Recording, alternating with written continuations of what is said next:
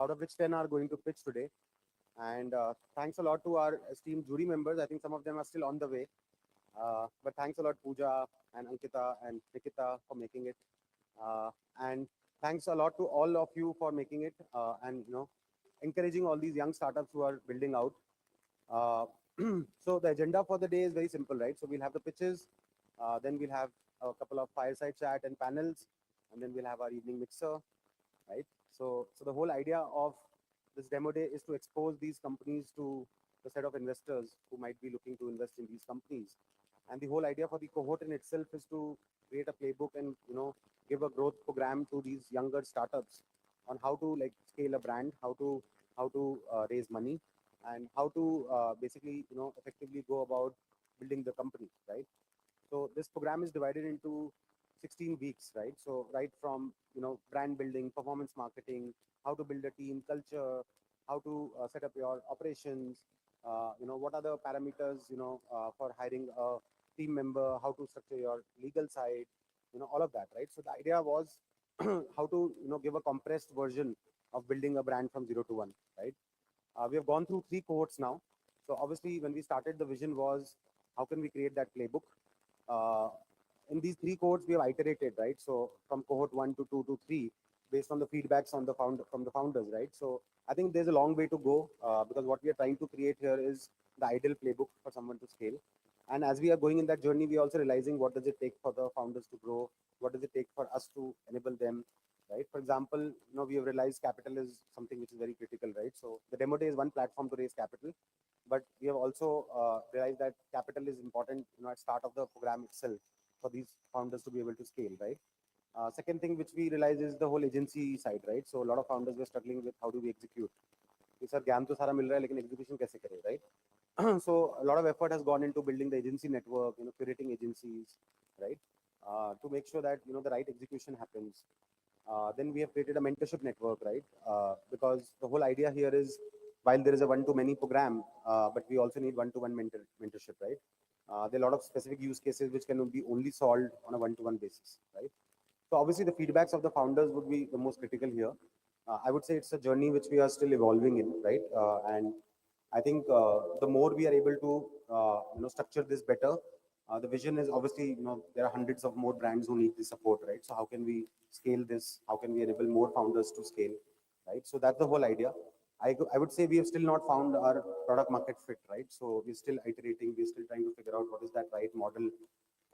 Obviously, there is a Y Combinator, as we all know it. That is an aspiration for all of us. How can we create the Y Combinator for D2C, right? But I think the Y Combinator of D2C will not be the way a Y Combinator works, right? So we will have to iterate and figure out our own PMF, right? So yeah, I think this can only be possible with the community. This is only possible if everyone comes together, right? And this cohort has more than 30 mentors, speakers, all of these mentors, bankers, all of them coming together and helping these companies, right? So yeah, I think that's very encouraging because I don't think anyone can solve this problem alone. It takes a village to raise a child, right? So that's the whole idea of how do we crowdsource this better and better, and how do we solve this problem better. So yeah, I think we are still in early days of this, but yeah, very happy to see this audience here, and look forward to having all of you give your feedbacks, on the quality of the companies coming out, whether you see them growing, and I think all these companies will also appreciate all of your feedbacks, right? Uh, so we have a jury here, which will actually vote for these companies, and the top 3 winners from the cohort will get a capital commitment, from D2C Insider, Super Angels, as well as our investment partners, right? So I think that can be very transformative for these companies. Most of them are actually bootstrap companies, right, raising their first round, right? So would look forward to all of you. We also have our Super Angel Syndicate. If anyone of you likes any companies, you want to invest in these companies, you can as an individual also go and join and invest in these companies, right? So that's the whole idea of having this demo day. So yeah, I would hand it back to I didn't get your name. Akansha, yeah.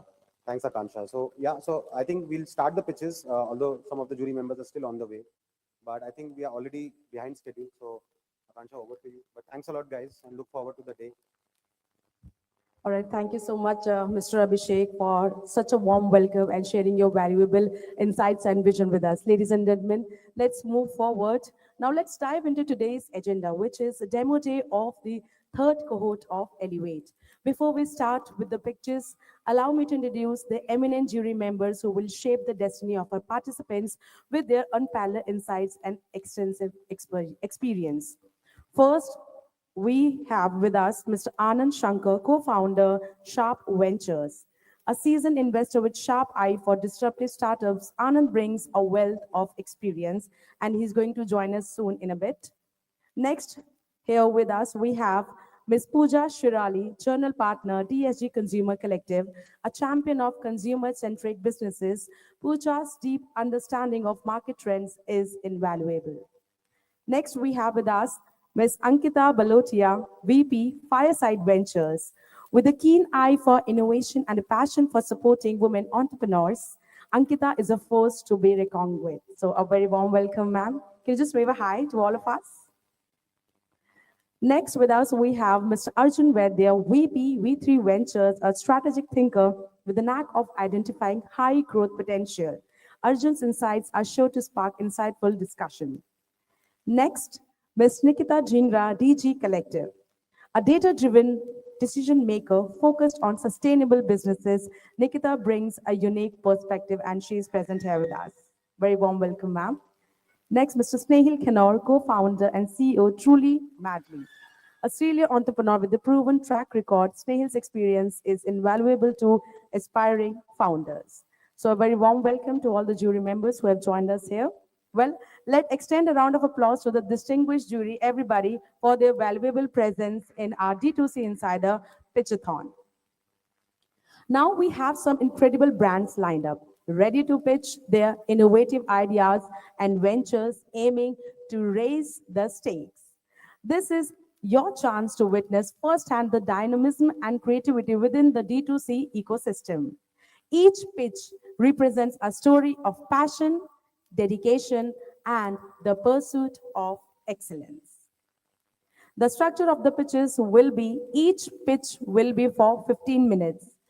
The pitch shall remain for 10 minutes. The last 5 minutes is for the question and answers, and there will be a bell at the seventh minute to remind the brands about the time remaining. Well, ladies and gentlemen, the time has been arrived for which we all have been waiting for. Let's have a huge round of applause and let's begin the pitches of the day. First up, we are diving into the perfect world of deliciousness. Please welcome Ravi Rati, the founder of Blep Pet Food, because our furry friends deserve some gourmet too. Here we go with Mr. Ravi. Can we have a huge round of applause and extend a welcome to Mr. Ravi?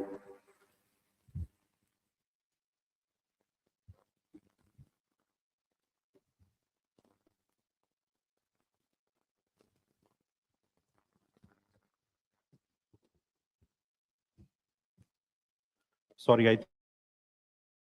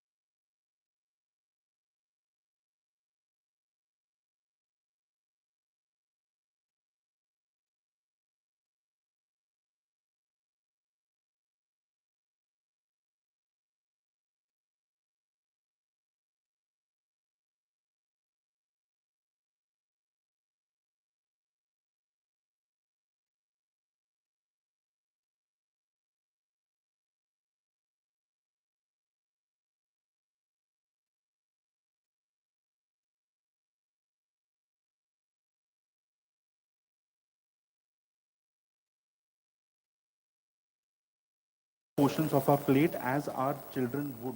I mean, we would offer the best to our kids. So that's why I say, and the industry of pet food is based on rejects. In fact, the interesting trivia being that the kibble that is being sold in the market was first made during World War II when there was shortage of food. And since then, because of the high shelf life, because of the ease of feeding it, it just flew off the shelf. And those were the two major factors driving it. But it's highly questionable what comes, which is why you would see some terms like chicken meal. In US, people need to declare more on their label. So you would see chicken bracket D, which is D for deceased. Now, these are the things which would normally not even come near our plate, near our table, but that's a core of food manufacturing for dog food and cat food. What we have set out to do is to make food for cats and dogs. That being the very basic difference. In fact, if there would be a customer who would say, Ravi, probably there was a slight hint of smell in your current batch, I would very happily eat and convey, ma'am, I ate it. It was absolutely fine. So that's my confidence on our product. My question was, okay, that's good. I also want to understand, since you mentioned platform, are there other categories, and do you want to open up the platform and the love that Yep. you've created through your community? So we are very open to entering other categories in terms of the community play that you mentioned. How do we leverage it to in a high one-to-one connect, say, repeat? So yes, that is the step two. That's where the tech part is will come in. So it stemmed from an experience where we have a person sitting out of Bulandshahr, not a very good access to vet. Now his dog's health was bad for a week. He called us. Do you know any vet where I can just speak to them, get a second referral? So the idea being, if we connect the R network only of currently, which is at 6,000 repeat customers, total customer base is 15,000, people can share a lot of information with each other. And pet parents like to do that. They're a very close group. Even in a society, they would have their own WhatsApp group. So we would want to head in that direction to maintain the one-to-one connect. We are very open to entering other categories also, which is why BLEP has been trademarked across all 6 categories related to pets, be it pharmaceutical, supplements, to even grooming or accessories. However, the current focus stays wellness of pets. Food is the first thing that we have started. Supplements would be the next. All right, thank you so much, Mr. Ravi. Your time is up. Thank you. Thank you. Everyone, let's give it up for Mr. Ravi and the Blep Pet Food.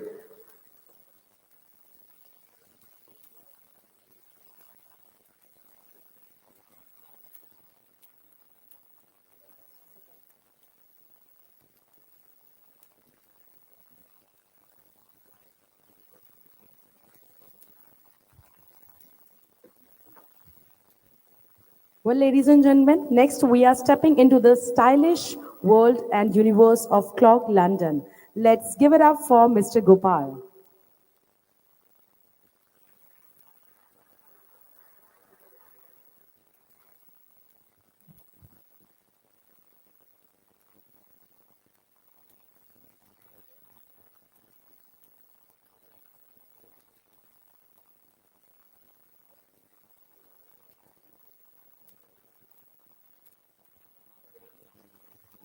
Once again, we extend a heartiest welcome to you, ma'am. Very warm welcome, sir. Please join us. Everybody, please give it up for Mr. and Ms. Gopal. Thank you.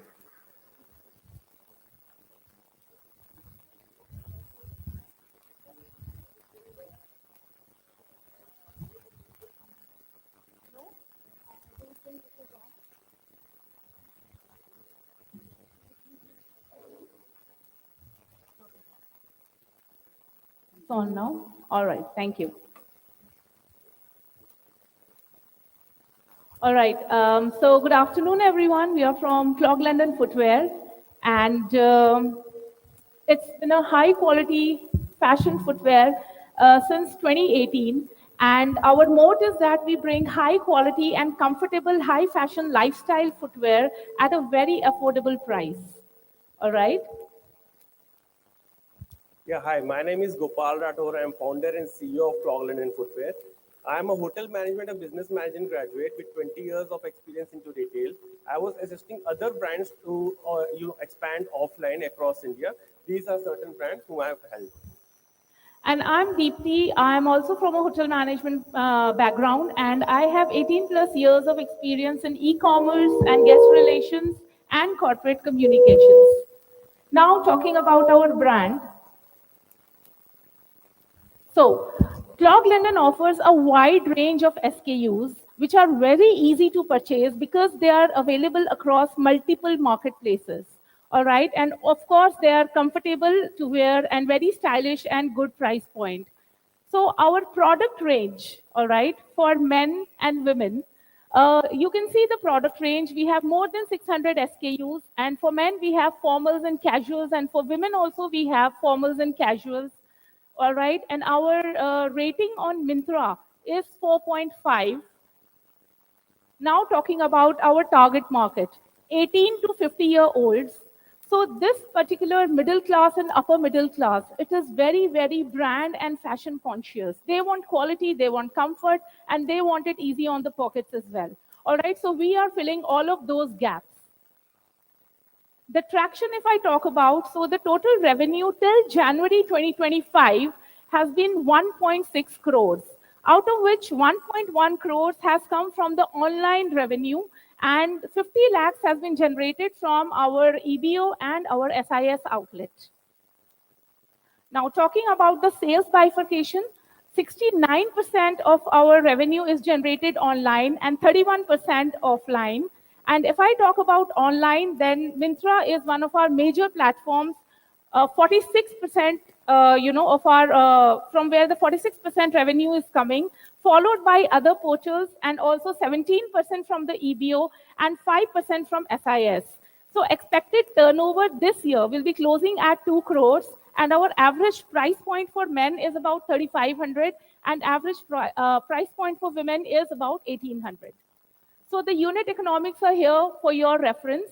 So CM1 is at 74%, followed by CM2 at 49%, and CM3 at 37%.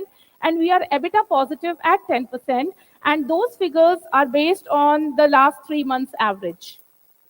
So, as you can all see, that Clog London was founded in 2018 with a very limited online presence and some offline stores as well. Then it was the entire world was hit by COVID, and we had to recall all of our stock back to our warehouse. It turned out to be a blessing in disguise because that is when we decided to expand aggressively online. All right, we started selling on Mintra, Ajio, LimeRoad. Then the response was so great. We started our own website and we onboarded with Tata Click.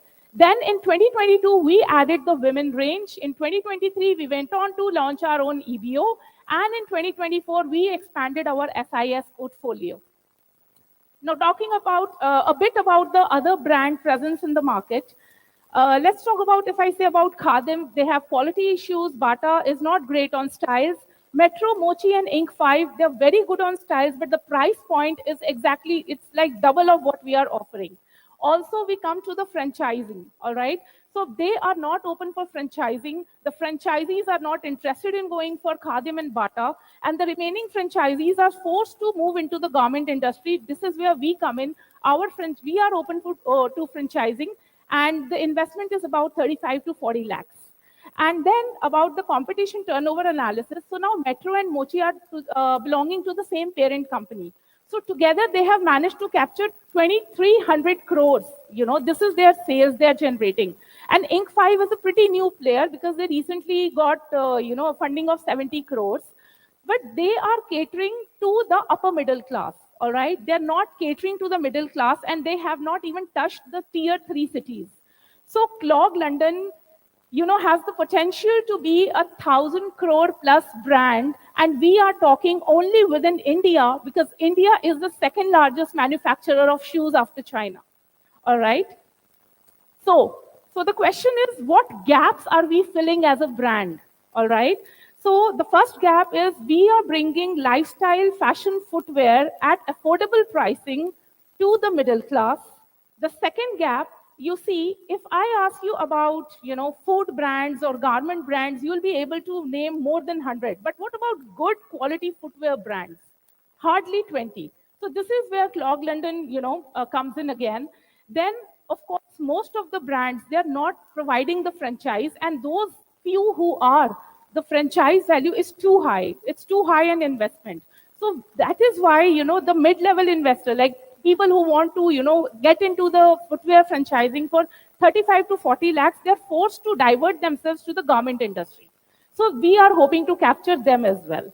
So talking about the market opportunity, so this footwear industry is growing at the rate of 11% to 12% every year, and the TAM, SAM, and SOM scores are here for your reference. All right, so today our ask is for 2 crores, and how we would be allocating the funds, utilizing the funds is 2 EBOs would be launched, and about approximately 17% would go into designing the store interiors.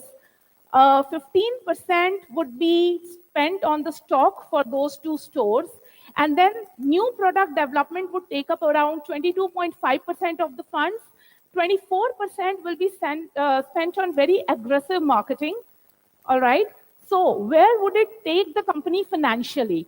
So this year, as you can see, can we have the next slide? Yeah. So we are closing at 2 crores this year.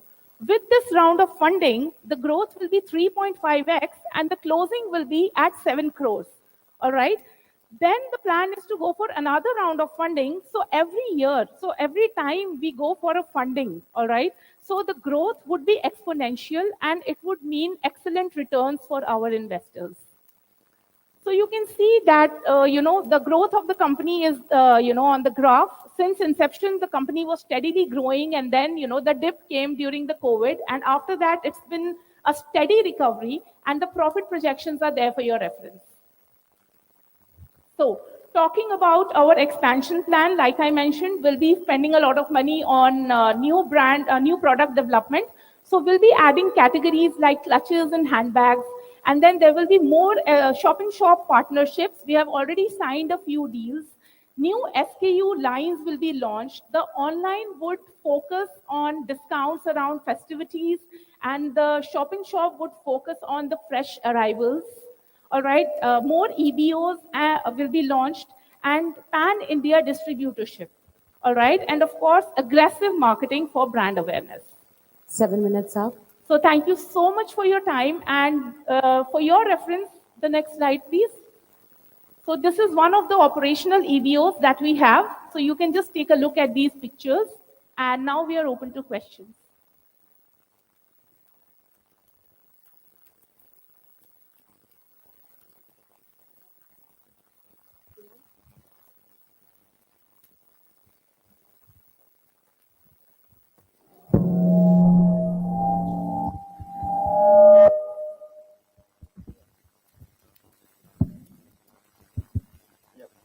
I had a couple of questions here. Yeah. One is, in general, the footwear space is quite crowded, right? So how do you build brand salience here? So that's question one. There was some noise disturbance. Can you No, the footwear market is in general crowded today. So how do you stand out as a brand and build brand salience? So that's question one. Number two is, how do you manage RPOs in this business? Thanks. So if I talk about overcrowded, so in fashion footwear, it is not overcrowded. If you see good brand in mid segment or upper mid segment, there are only few brands, like for example, Metro, Mochi, INC5, and you will find the players in the regional level, not on the pan-India level.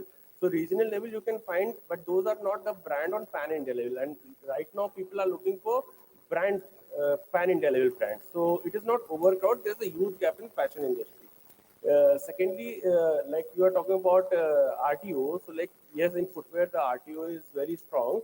So that is why our focus is also on offline. So offline there is zero RTO, and we are doing very good from our store in which is in Jhansi and SIS, and we are increasing our offline expansion also.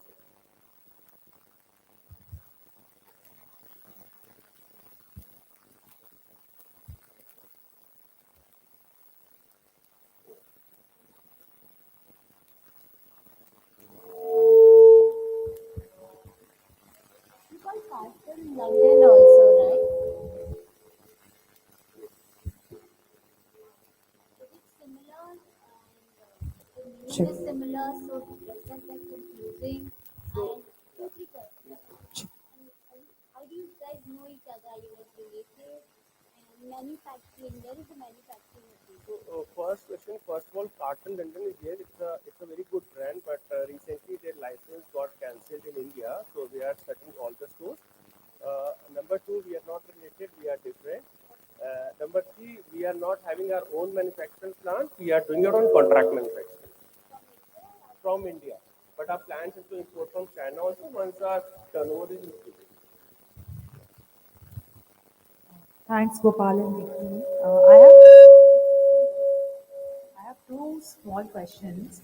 One is you spoke a lot about the gap in the franchisees market.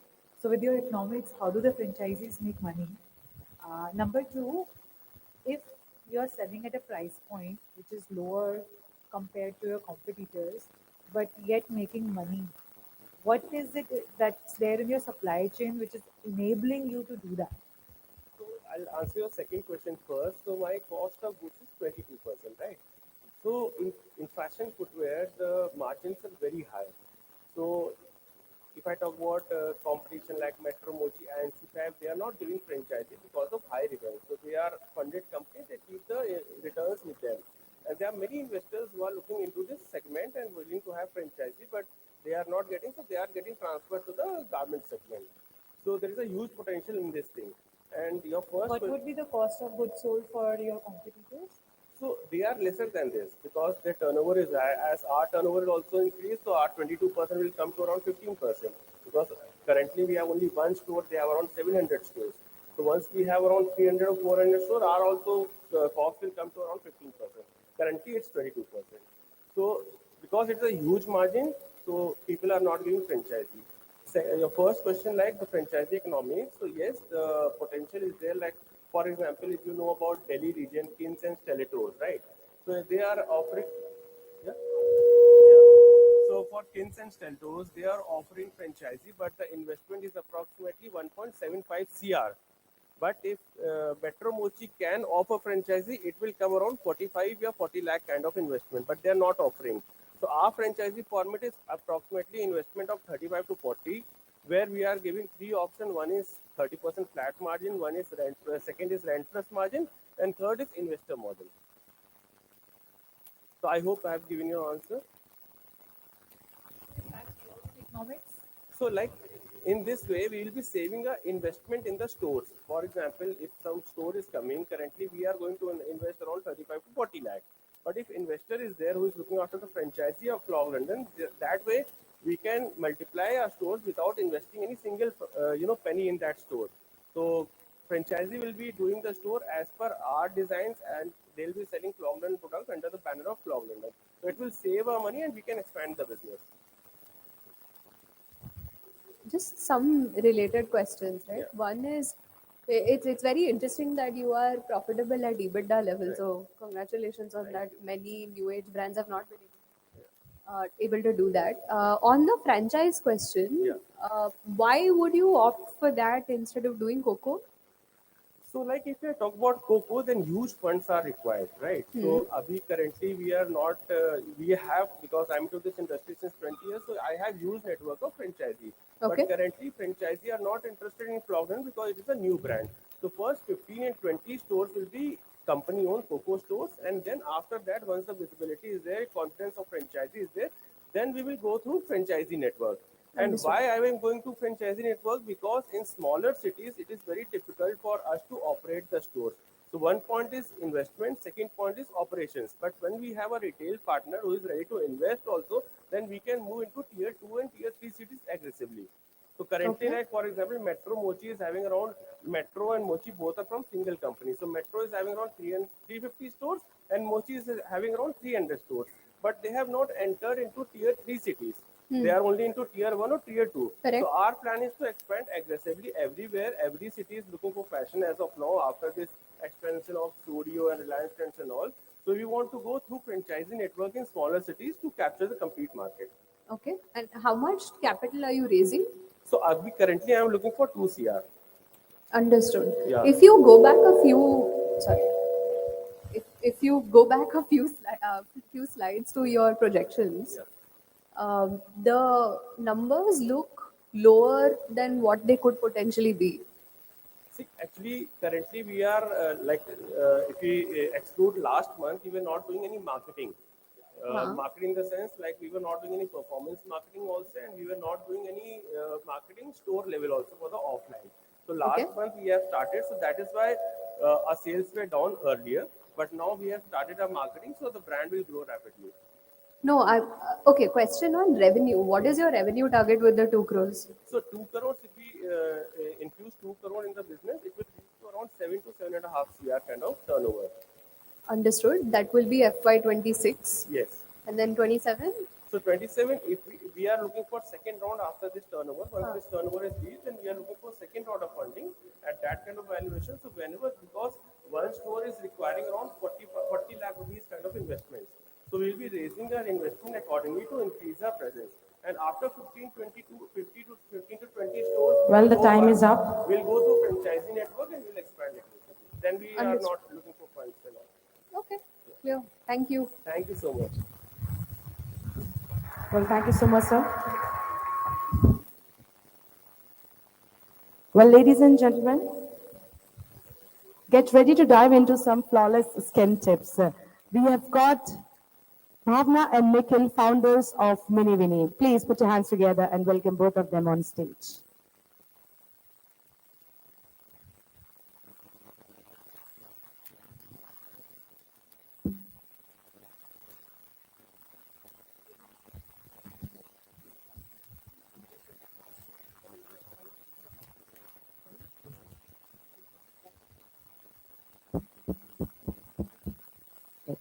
Check one. Hello, check. 1, 2, 3.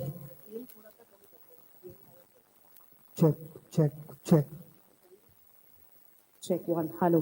Check one. Check one. Check. Hello. One. Check one. Hello. Check. Hello. One. Check one. Hello. Check. Hello. Check.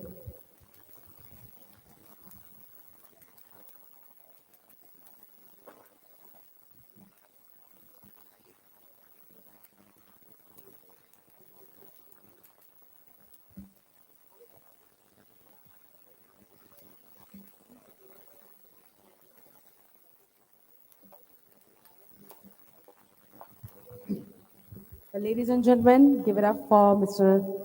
Nikhil and Ms. Bhavna. Hello, guys.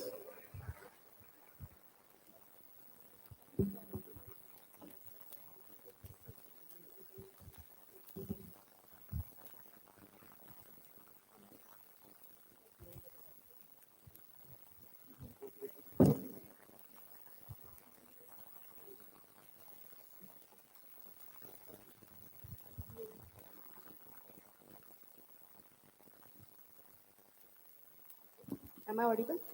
Yeah. Hello everyone. So my pitch would be like Shark Tank pitch. So पिछले 11 सालों में 11% से भी ज़्यादा दुनिया घूमने के बाद और 50 लाख रुपए ट्रैवल पे खर्च करने के बाद हमें ये समझ में आया कि personal care on the go कितनी बड़ी प्रॉब्लम है. अगर अपने फेवरेट प्रोडक्ट्स लेके जाओ तो लीक करते हैं या फिर हमें एयरपोर्ट पे डिस्कार्ड करने पड़ते हैं.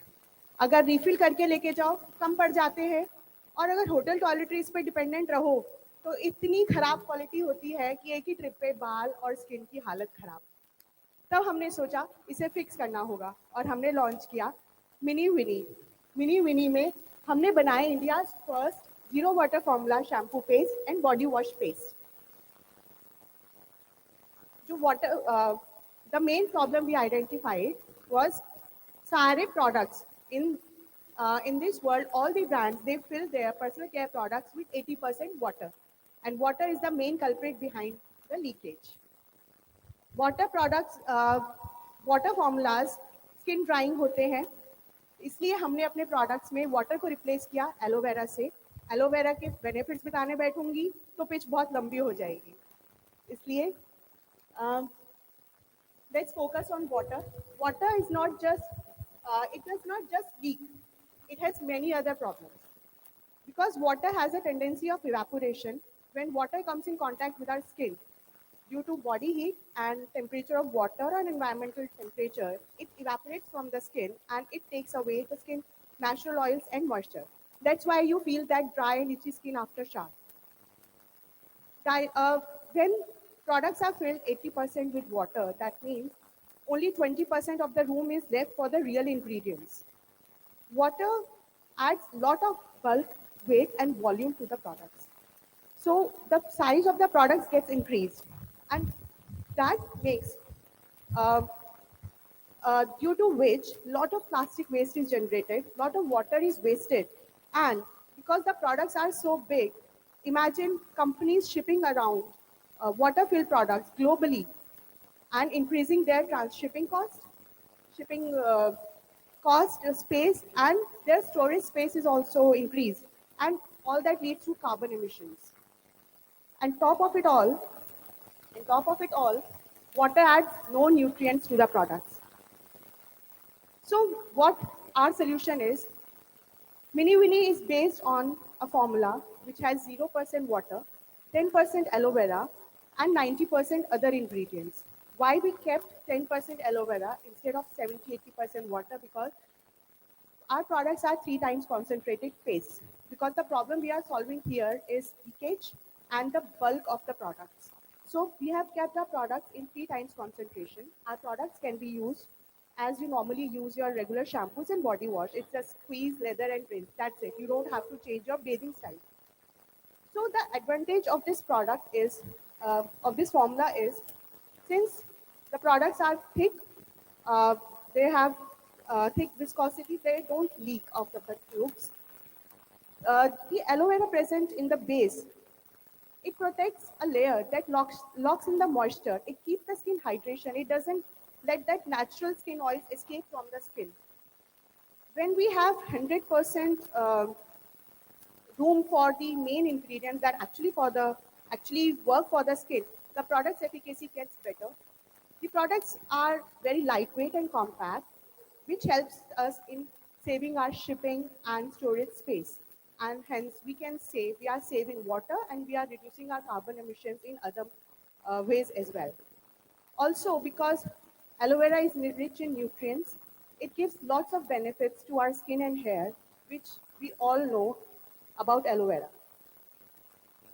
So this is our first year, and we launched in soft launch in April and June was when we started our performance marketing. We launched with 3 products: shampoo paste, body wash paste, and body yogurt, which is not based on aloe vera, but the other 2 products are zero water formulas. We have recently launched our Mini Winnie Go pack, which is for up to 10 days of travel, and the bigger tubes are 100 grams each. So the size is although 100 grams, but they are is equivalent to a 300 ml bottle. So we call it family pack, and they're also good to use as their your daily essentials. They last for around 50 plus showers. Our products have clean and vegan ingredients. They are cruelty free. We have replaced sulfates with coconut derived foaming agents. Our products are free from 10 toxins, and um, our products qualify as TSA friendly, so you don't have to discard them, either size you carry with you. Okay, so okay, so when we talk about the market opportunity, so the premium personal care market in India stands around 25,000 crores, whereas we want to start our journey in this market with the travel care, which is estimated around 9,000 crores. There are few stats which shows how travel is booming in India.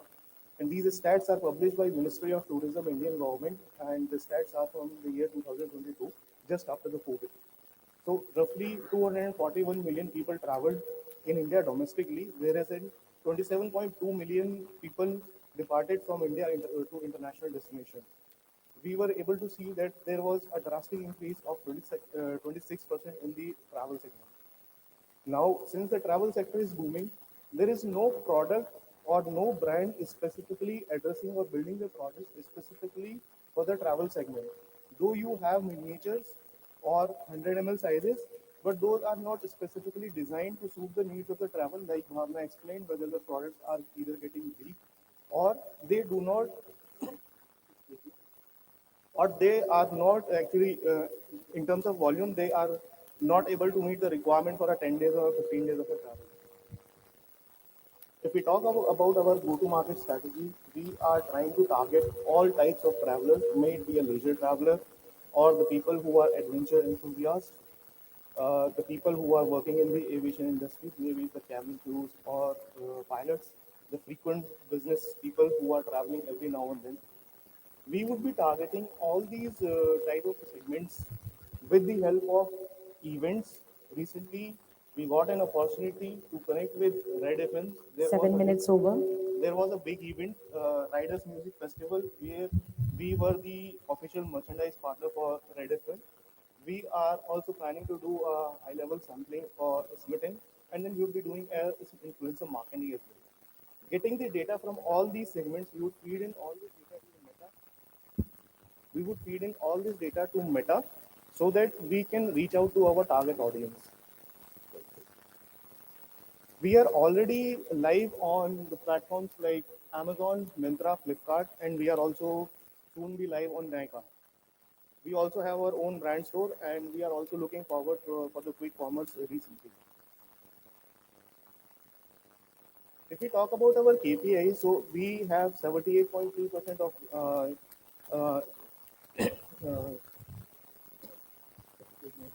so we have a 78.3 percent gross margin. By now, we have acquired around 400 plus customers, and our repeat rate had been 19% so far. Most of our sales comes from our D2C website. Till now, we have generated a revenue of 4 lakhs plus, and we are running at a monthly MRR of 70K. And if I talk about our Q1 metrics, quarter-to-quarter metrics, we started with 42K in Q1 of 24, then we reached to 148K, then we 167K, and in Q4, we are anticipating 300K revenue, out of which 150K we have already reached. If we talk about our competitive landscape. Yeah. So as our competitors, we first position the mass brands which are available at hotels for toiletries, or these bottles are kept at our homes for refilling purposes like Biotic and Himalaya. So they are not leak proof. They do have compact size, but they are not toxin free. They are based on water. They are not eco conscious.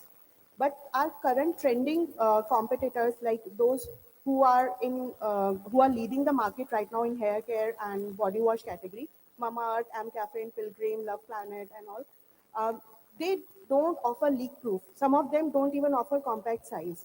Some are not even toxin free. So here we emerge as one of a kind solution for travel industry. So our customers really love our products when they travel and when they use them on daily basis. One of our recent customers, he dropped a review on LinkedIn. He said, I recently gifted it to my wife and it is probably the best gift I have ever gifted her, better than Apple Watch. I was like, are you pulling my leg? He was like, no, this is really great. So this kind of love we are receiving. People are experiencing reduction in dandruff, reduction in dryness and frizz in their hair. They say that we don't need conditioner after using your shampoo. We don't need moisturizer after using your body wash. So in a way, we are helping them save cost on the other add-on products. So our 5 years roadmap says we will add 3 more zero water formula products as suggested by our customers that they need a concentrate deo, face wash, and sunscreen. We will be launching around 25 more SKUs, which will be our current offerings, which will have concern-based and active-based SKUs. These are like our aspirations for next 5 years, like brand stores and presence at airports, 100 plus crores of revenue. We want to save lakhs tons of liters of water and reduce a lot of plastic waste. Thank you so much. Time is up for the presentation. Heading towards the question and answers. Jury, please.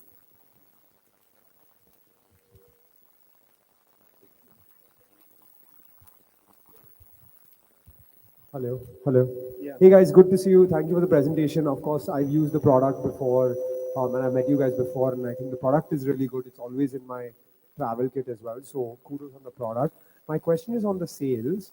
It seems like you're still searching for your channel of sales because the sales is choppy and not growing. So, or not growing at the pace that the quality of product you've built should grow.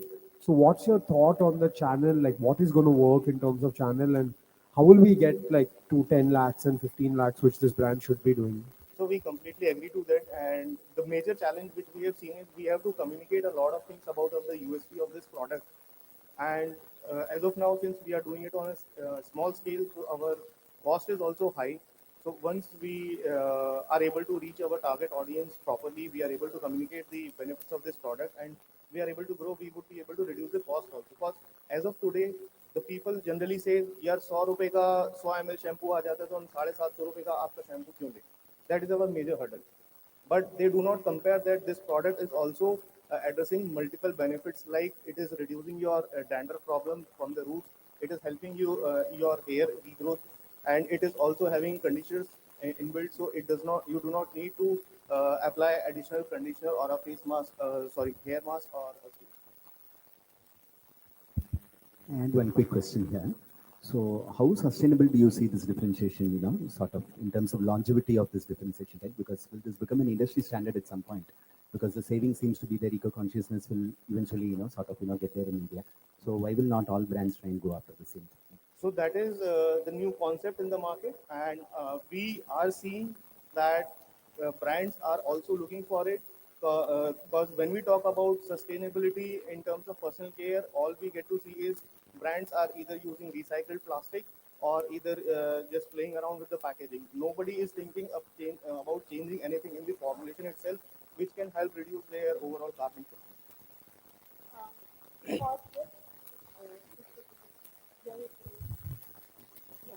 So, for sustainability angle, I want to bring focus here. Water is cheap today because it is still available. And what will happen when we will run out of that water? There will be no water for shampoo making. So right now, aloe vera might be expensive, but if focus grows on farming of aloe vera farming, the things will drastically change for the industry.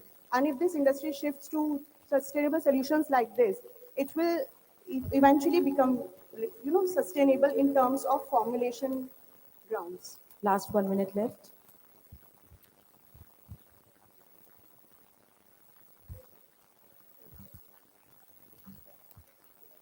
Hi. I said, I bought your product, but being a woman, I think we're all very concerned about the shampoos we use.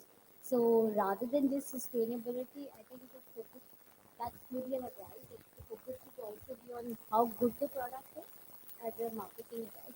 On sustainability, I'm a big fan that we're using less water, but is there any roadmap to using more sustainable packaging? Yes, I would like to tell you that we spent around 7 to 8 months while we were starting the brand on figuring out what will be the best sustainable material available.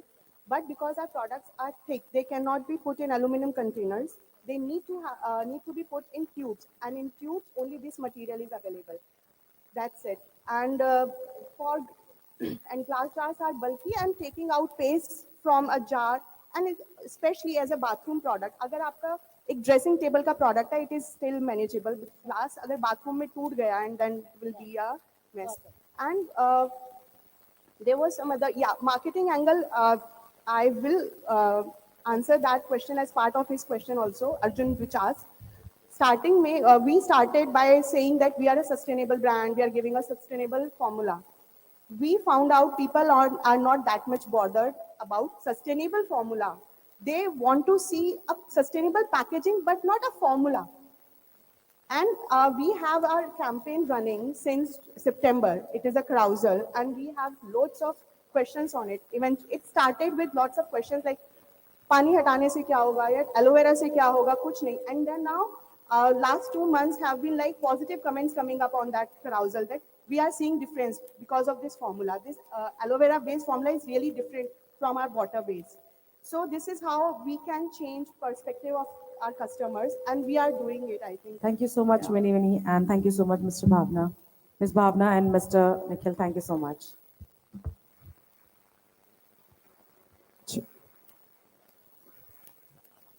Well, everyone, moving on to the next pitch. Requesting to each and everyone, to all the people who are participating in giving the presentation here on stage, to please keep your mic near your chin area so that your voice will be audible to each and everyone who are sitting over here. Well, moving on to the next, let's add a touch of the divine. Please welcome Anirudh and Anurodh, the founder of Divine Hindu. Prepare to be enlightened or at least intrigued. Ladies and gentlemen, give it up for once again Anirudh and Anurodh.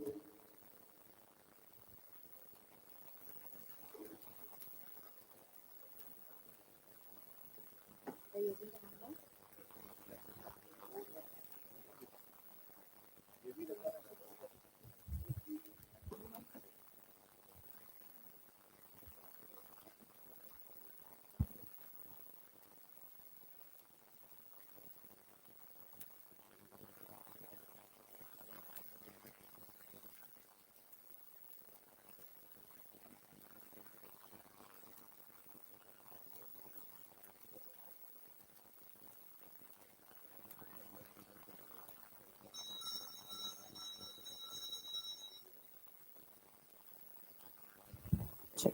Now your time starts.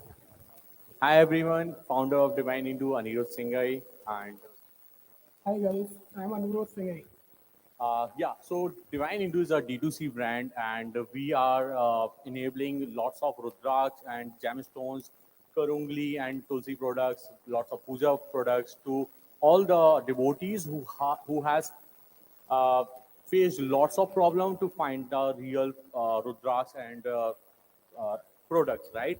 So we are into imitation jewelry, spiritual and idols, spiritual idols and decors, Rudraks and gemstones, puja kits and accessories. So how we got started, right? So the thing is, we went to the family trip to Haridwar, right? So when we saw lots of unorganized vendors all across the roads, they are standing, they are selling. It's really confusing what to buy, what not to buy. Everyone has a different story, and even on a shop, they have a different story why we should buy it from that shop or not, right? And they are not even, they are literally confusing us lots in a way, right? So at the last of the day, we are not able to purchase anything. And that day, as an entrepreneur, so we came back to Gurgaon, right, where we are based on. And we searched for the Rudraks and lots of products we saw. Like there's no such brand where we can see all the facts, all the things where we can, purchase anything, right? So we searched for online and found a name, Divine Hindu. It's, I don't know how it comes, but God, it's truly we got the trademark and everything, right? So that's how we started, and we started with five products, right, in an initial way, and we got a good one, like a good winner product. So let's talk about the problems we are solving. Like 100 crore Hindus, and there's no such brand where you can find a Rudraks. If you want to get a knowledge, there's no brand, right? So the first authenticity concerns we have. Then we have seen the very low quality of polishing. There's use of iron, which should not be used in the products, right? So that's one of the thing. Then the availability. If I will tell any one of you, right, if you can buy a Rudraks, you will take 2 hours or more than 5 hours just to find like which reviews is good or which comments are better on the product, right? Sorry Then to interrupt in between, but requesting our audience to please maintain silence as the presentations are going on. People at the back having coffee are requested to please maintain silence at the back. Thank you so much. So let's talk about the lack of knowledge that we are providing through our Instagram and Facebook, right?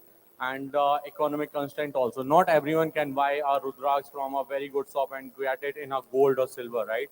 But we made it in an imitation, so people can buy. Yeah. So basically, we are facing this problem. So to solve this market, this is a huge market. It's a $10 billion market for the products only. If you talk about the fake market, it's about $58 billion, and it's growing with 10% CAGR. So the problem in the market is about like अभी हम महाकुंभ में थे. We are present at Mahakumbh. We are facing like रबड़ के रुद्राक्ष बन रहे हैं, पत्थर के रुद्राक्ष बन रहे हैं. So that's a very huge problem. Right. You can see this Rudraks. This is of plastic Rudraks. That is of rubber Rudraks. Who is going to worship with these things. But you can see all the way roadside where you will always find these type of things. Right. So our main goal is to be market leader as a Divine Hindu. We want to present everywhere near to the customers by Blinkit, Zepto, Amazon, right? So we want to provide all the authentic products. We have the government lab certified products also in our categories. And trust me, no brand is going to do that because no one is trying to do that, getting the lab certified by the government lab that we have. So that's the map we are currently we are doing all from the D2C, our own website, divinehindu.in. Now we are also available on Amazon, Flipkart. We are already onboarded on Blinkit. Very soon, Amazon US, we are already onboarded on that also. And then we have our omni-channel presence, and I am very happy to tell you that we are the only D2C brand who is available at Mahakumbh. Mahakumbh is a gathering of 40, 50, 60 crore of people. From 1st of Jan, I went there. We took out almost 8 trips to get the stalls right at that Mahakumbh. And it is at the main, like Hanuman Mandir, Kepulkul Pass में. It's a main spot for any of the brand, right? But we are the only D2C brand which is present. Lots of people came to us like, okay, we have seen your Instagram ads or maybe Instagram post. Now I'm happy here to came, right? So we are the first brand, and that's our first experience. I would love to show you the reviews also, but after that. So yeah. So currently we are on Amazon, Flipkart, and we are onboarded on Blinkit. We soon will be available. Next, our main go-to marketing strategy is like to promote and to provide the knowledge that is not available on internet. Like nobody knows which Rudraksh is good, which is Rudraksh they should wear or they should not. So that's the main problem. And our customer acquisition, that is our meta main performance marketing, and our pricing is normally under 1000 or around 1000 rupees, so that it could be affordable for them. So yeah, that's our main motive, to create a community rather than just selling out everything. We are creating a community. We are providing the knowledge about everything. We are onboarding influencers that are providing and connecting to our culture and religion. Right. So that's our top seller products, 120 plus SKU, 20 top selling products. That's customized packaging. You can see there's all 12 Jyoti links over there, right? On 7 the minutes packaging. up. Right. These are the certificates we have from the governments, and that's our brand team. So let's talk about the financial. That's the most interesting part. We have grown like in last 6 months we have grown 5x. Like so last in August we did around 53 lakh, then 60 lakh, then 83 lakhs, then 1.1 CR. That is a number, right? Then in December, I think in October, and December we did around 1.6 CR, and in Jan we did 1.95 CR, and including marketplace we did around 2.25 CR in last month. And in this financial year we already did 8.5 CR. Definitely we will be closing at 12 to 13 CR or maybe 14. That's what we yeah, so we have few competitors. Astro Store is one of them, and Japam. We like these are the two competitors we count on it. Otherwise, these are just no one is above us. We are almost at the same spot, but yeah.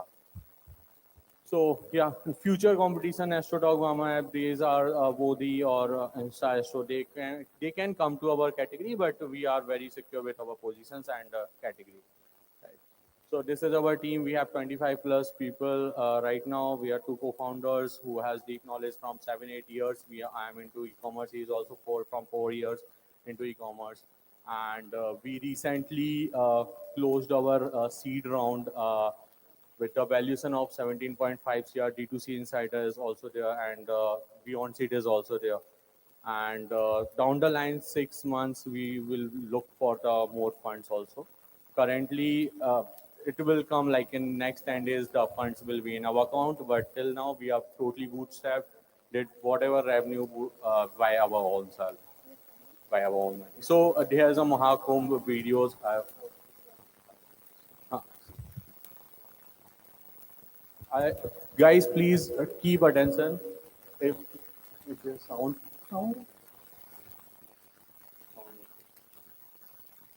Can we are heading for the question and answers now? Yeah, we have Over an to Julie. amazing product reviews and customer reviews on the. Jury questions, please. Thanks, Anirudh and Anurudh. Fantastic growth in the last couple of months. I had two questions. Number one, how do you define your TG? Who is this TG? What's their demographic? What's the reason to buy online? And do you also see some sort of seasonality into the business?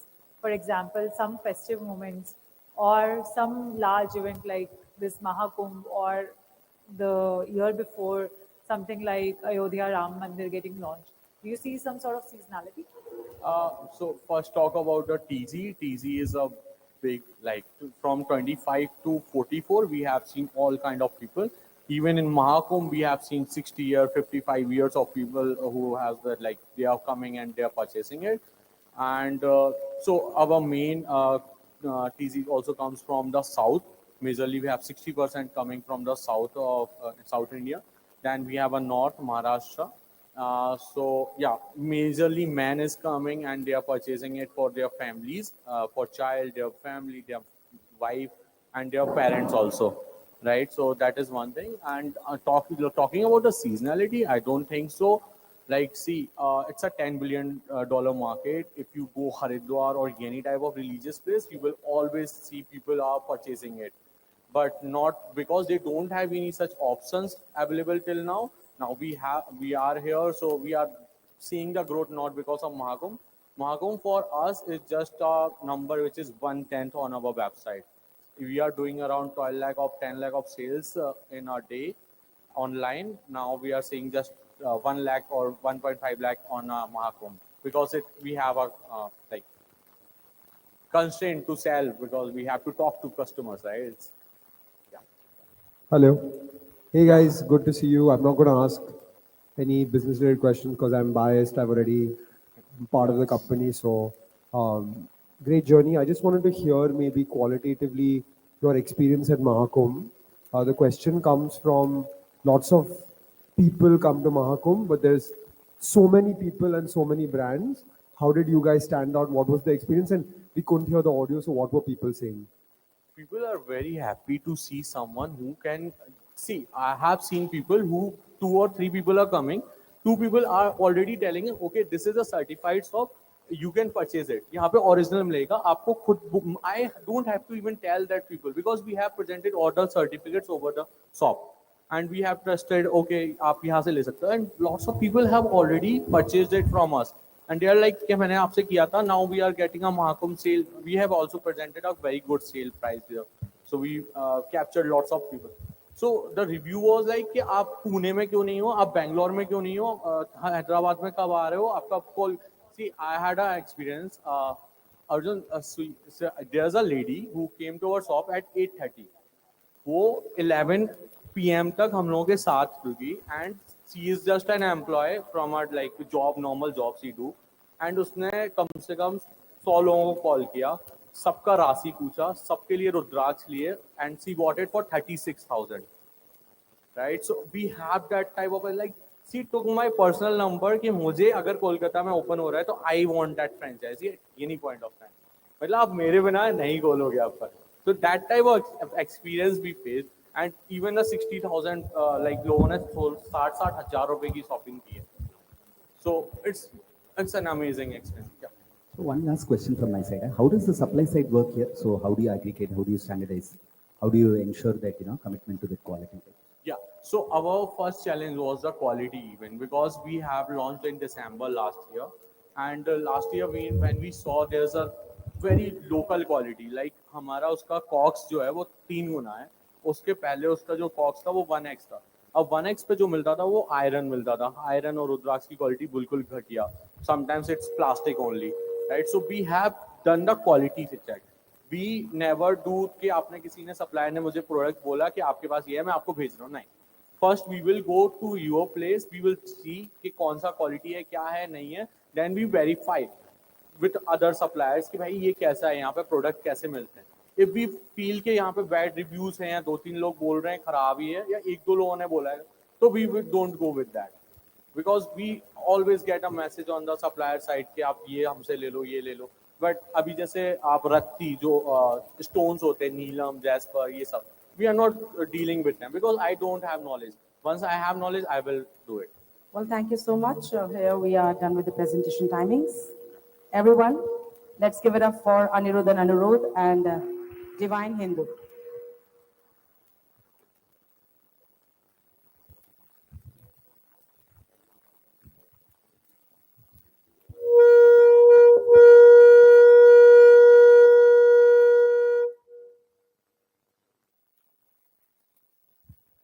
Check. One. All right, moving on. Feeling little stressed, everyone? No? Okay, so we have got Flex Veda here to bring some balance to your life. Hitesh, the founder of Flex Veda, takes the stage and shares you secrets to serenity. Can we have Hitesh on stage, please?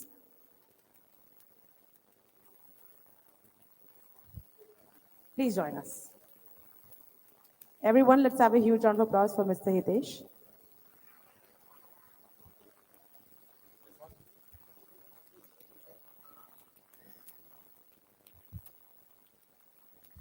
Good evening, everyone. My name is Hitesh. I'm the founder of FlexVeda. At FlexVeda, we are fusing athletic brilliance with Ayurvedic essence, and we are able to do that by bridging the gap between ancient Ayurveda and modern wellness and sports performance. Any athlete who is into any kind of sports, whether they are running, cycling, going to the gym, or playing pickle, their joints and muscles go through a lot of stress, which can cause soreness, inflammation, muscle cramps, which can end result into pain, right? And up until now, everyone have been relying upon chemical-based pain relief sprays and balms. And that is why we have brought our first product, which is an Ayurveda-based sports recovery oil. Our product is made out of 11 types of herbs and 7 types of oils, which precisely takes care of an athlete's need, and it helps them recover from any kind of soreness or inflammation. Our product is absolutely chemical-free and safe for daily use. Post the pandemic, we believe fitness is one of the top priority, and consumers are also aware today, and they're moving towards organic and natural solutions. So we believe this is the right time to build a global Ayurveda brand into sports and fitness industry. The Indian health and wellness industry is expected to reach 2.60 lakh crore by 2026, and assuming FlexVeda is able to capture even 1% of the SAM, that's 2,000 crore opportunity here. We do have a few competitors, a new age brand that is Hoop and Up Your Fit, which are primarily focusing on cryotherapy, again, just masking the pain. And we have some traditional brands which are heavily chemical based. But why should an athlete choose FlexVeda? An athlete should choose FlexVeda because it is completely natural. There are no chemicals, completely safe for your daily use. We are not reserved for your ouch movements. You can use the oil pre, mid, or post your runs and recover faster, and within that time frame, so you can perform again the next day. We launched the brand in December 2023 and started sales in April 2024. So far, we have clocked a revenue of 21 lakhs 94,000 rupees, processed over 2,000 orders with a repeat customer rate of 20% and growing. We have a gross margin of 70% and LTV to CAC at 2.5%. We have a channel spread of 65% online, which is from our website and marketplace, Amazon. And we have a 35% from events and pop-ups and offline dealers and retailers. In the last 10 months, we have collaborated with big brands like Decathlon, Toughman, Sisters in Sweat, and other brands. We always try to be there at the events, right at where the action is happening, and make sure we are there for the athletes exactly when they need us as their official recovery partners. So about me, I come from a family that has been into Ayurveda for almost 4 decades, and I'm the third generation. I faced this similar issue when I started my own transformation journey in 2023, and even I had to rely on just pain relief products. That's when I took it as a mission to come up with this product. Today we are raising 2 crore rupees in funding. With that, we plan to increase our product range. We plan to double down on our marketing, crack quick commerce, and also expand into categories like hydration and performance. With these funds, we aim to build a 5 crore ARR business in next 18 to 24 months. Our customers love us. These are our reviews. They remember us at every event and even recommend us to their friends and families. I hope you like us too and join us in this mission of making Ayurveda flex worthy. Thank you so much.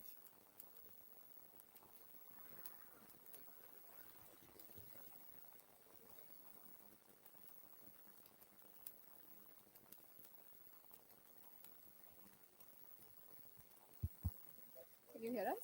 Yes. Okay, amazing. No, it's a very interesting category.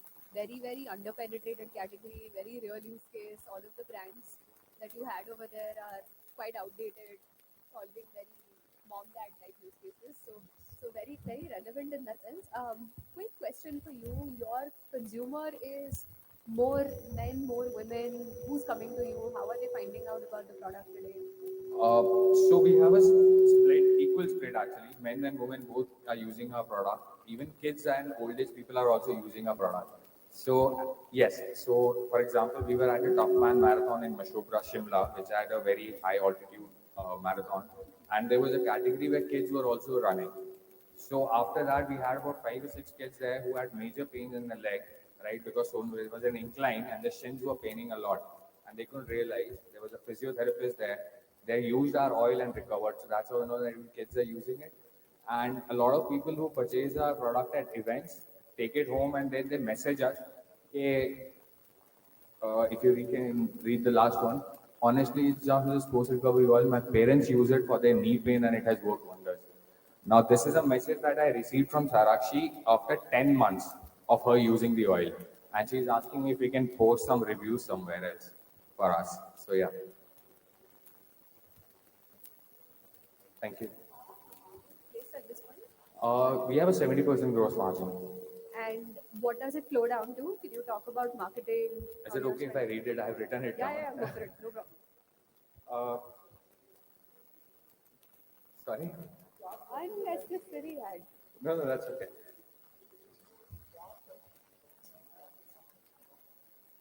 The MRP for a 100 ml product is 1099, but we keep running discounts, so it's at 899 price. Reducing the GST at 12%, that's 803. Our COGS is 200 rupees. Packaging and shipping is at about 83 rupees. Office expenses is about 96. Salary to staff is 190. And other expenses is at 35. Marketing You expenses. really itemized it. I really worked it, yeah. So marketing expenses. What are somewhere. you left with in the end? We are currently burning. Which is fine. But what is that like? Sorry, I can't hear you. It's 315 rupees right now, which is majorly because we have to do a lot of sponsorship at events, which comes at a cost. We try to do a barter deal as much as we can, but we are today, as we speak, we are present at Apollo Marathon Delhi. That is happening. So it's tomorrow, yes. But the Bib Expo is today and yesterday. We were there yesterday. Came back at office at 12 and prepared this actually. So, this is very cool. Just last question from my side is, how many SKUs do you have today? What's your hero? We have just one product Only one as of product. now. That is the 100 ml. We are launching a 50 ml. It is ready to be launched, and we are working on 5 to 6 more products. Perfect. Thank you.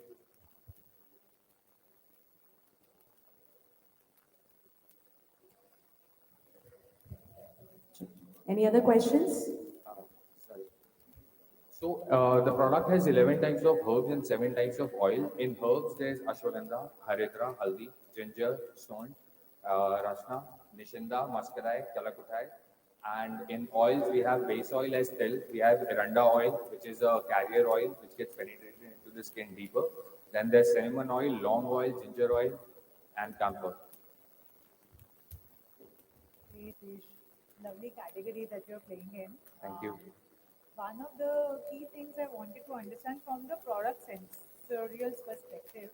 So whilst you can smell a very strong smell that you would expect from a move or a fast release, there are two kinds of therapies. Either you feel hot after applying something like this, or there is a cryogenic therapy wherein you feel cold. And is that one of the feedbacks you've received from your customers that there is no impact that I feel, Yes. there is no sensation? Yes. So that is actually a positive feedback that we have received from all our customers. If you're using a cryotherapy product, which is majorly 2 to 3 ingredients, that is wintergreen oil, menthol, and camphor, right? It gives you that very intense cooling sensation, which is good for inflammation and masking the pain, but it doesn't really help you recover from it. And like I said, what an athlete needs is recovery, not temporary pain relief. And that is why in this oil you see it does not have that very intense burning sensation. For example, a person working out in the morning has to go to the gym. After the gym, they have to go to office as well, so they can't smell bad or feel something in there, feel that, have that sensation, and have diverted mind. So that is why it doesn't bother you. It does not have very strong smell or any very intense burning sensation. It quickly gets absorbed into your skin and starts working at root level. All right, thank you so much, Hitesh, for your presentation. We're done with the questions. Okay. So one of the key things I'm requesting you to please keep the mic a little up to your mouth. one of the key considerations going forward would be as you expand into other categories, if you look at any other competitor, be it Tiger Balm or Fast Enough, I think not Fast Enough, Fast Relief or Move, it's been hard to get into from a tropical to an ingestible category. So how do you penetrate into those categories and therefore how do you build your brand pillars is going to be very key going forward? So like I mentioned, we are not going to be restricting ourselves to just recovery. We are trying to build an ecosystem where hydration and performance also comes into play. And we are working on recovery products which complement our product, not replace it. So for example, curcumin and for example, magnesium, we are working on that. So any digestible or eatable product that we work on is going to be complementary to our product. Yes. All right, thank you so much, Hitesh, for your presentation. Thank you so much, Judy, for your questions. Thank you, guys. Everyone, let's have a huge round of applause.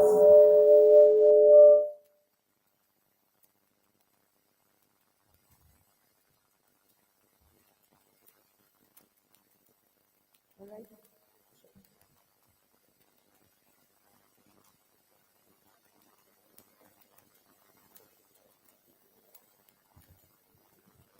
Well, ladies and gentlemen, next up, it's GOAT time.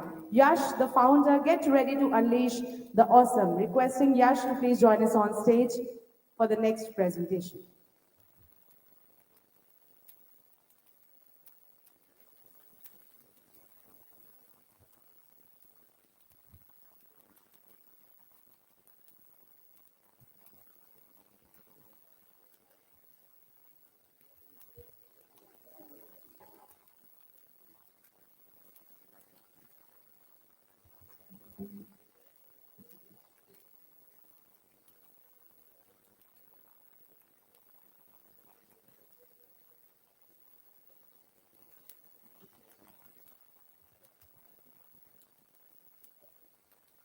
Hello, hello, hello. So I hope everybody gets the samples as of now. So hi, my name is Yash, and I come from a small town in Rajasthan called Kota, also like by Kota factory wala Kota. Ah. And I started my journey from Kota. I moved to Bombay for my further education, where we worked with multiple startup brands called Noto Ice Cream, Good Petal, and multiple some startups over there. Then eventually I come back to Kota when I was during COVID, where I realized कि startup क्या होता है, white table क्या होता है, समझ में आने लग गया था. Then after moving back to Kota, we have realized, yeah, you want to build something in food, but why? Because till now, in past 7 years, I was always a food junkie. I was fat. I lost around 20 kgs. My family lost around 140 kgs. And personally, the oats that you are consuming, I personally consume more than 2,200 of those meals. And that's where the idea came to balance health, taste, and convenience for the consumer. GOAT is a sweet spot between health, taste, and convenience. The idea is to make healthy eating less complex and super easy. Why now? So we all in this room are betting high on the consumption which is happening around, right? Even Kota have a Blinkit store. In the first month, they have done 3 crores a month, and we are seeing consumption like never before. Why is this happening? Because there are multiple levers to it. There are multiple communities happening, different sports taking up. Now, just gym is something which is not hyping up, but there's multiple things like pickleball, right? And 80%, 80% of India consumes nutritionally deficient food, because of which 70% of the India is either overweight or that. The 3 core reasons what Cohort is solving is health, taste, and convenience. So the first factor is health, where people don't know where to start from. And मैं mom को नहीं तो बोल सकता कि आप आते ही first thing you should start with the whey protein, right? So the health factor is there. Second is the taste. Eating that same food again and again becomes super difficult for the consumer to have it. Third is the convenience factor. Making that same food again and again needs a lot of time, and ordering from outside is super expensive and requires too much efforts. Now, what comes is the solution, right? This is gold. It takes less than 30 seconds of your peptide. It has 24 grams protein, no sugar, and you can have it on the go. We have 6 delicious flavors: mango, chocolate, mocha, hazelnut, strawberry soul, and almond kulfi. How did we start it? We started from a 5 lakh rupee fund, out of which 3 lakh is personal savings, 2 lakh is government of Rajasthan ka paisa, and 3 lakh Papa se daily asset. We have our in-house manufacturing, and so that we can standardize how the quality is there, especially in a space where whey protein is there. There's so high chances of adulteration, so we have solved for that. We generally serving people from 20 to 40 years of age, where there are multiple bases. Anyone who wants have this intent to eat better, we want to serve them under this area. There are multiple use cases, from a person who's just getting started to their office, don't have time in the morning, to a student who's struggling to reach the college, and the one, maybe a mother who wants to eat healthy and don't have time for herself. So there are some use cases. Why health as a whole space? So we are seeing some similar trends happening in the health space, which we have seen for the beauty space in past 10 years. We've seen in the past 10 years, we've seen brands like Mama Earth getting IPO'd, Nykaa Purple seeing some huge success, taking a lot of money, and Minimal is getting acquired into it. And we're seeing something similar happening for health and wellness space, where brands like Flakes, Open Secret getting acquired, Whole have raised a lot of funds, market facing, supporting them to reach at a larger set of consumers. How are we distributing our product? Till now, Goat is totally based out of offline and Amazon, but in the coming months, we are scaling our D2C as a vertical, where idea is to scale it up on the website channels. And we are also in talking terms with Blinkit, Bistro, and Swish to list our products on ready-to-have meals segment. Till now, our gross margin is around 68%, but in the coming months, in the next 3 months, we can scale it up to 75%. This is what our team looks like. We are operating this from almost a year now, and till now, I've worked everything for the business. But recently, last month, Likhit joined us. He's ex-Flipkart, 4 years in operations, and most importantly, he's an ultra runner who understands the core of this fitness. Ashish is somebody who's from who's managing our D2C and marketplaces. He's not ex-TAC, serving his notice period, but he'll be with us in the coming month. And Devansh, who's the facility manager and supply chain manager, he's my younger brother and takes care of everything manufactured. Our customers just love us, and we're not just saying it because किसी भी founder से बोलो कि आपका product अच्छा है वो तो बोलेगा ही सही. But we hosted 90 plus offline events where we interacted with 2,000 customers personally who have ever tasted the product. 85% of the people have bought the products immediately. We partnership with multiple brands like WeWork, Coworks, Wellworks. Jivraj and Ripunjay are the people who initially helped us structure things better, from how to raise funds to everything like that. We recently raised a round, and the money got credited 2 days back, where we raised a crore, free money from a few of the best people in the D2C space. So at larger picture, Goat is not just a brand, but also a mentality for us to get better with every day possible. And it should be easy. It should be super hard to sustain for a longer period of time. So yeah, thank you. Well, that looks super amazing. Any questions, Judy?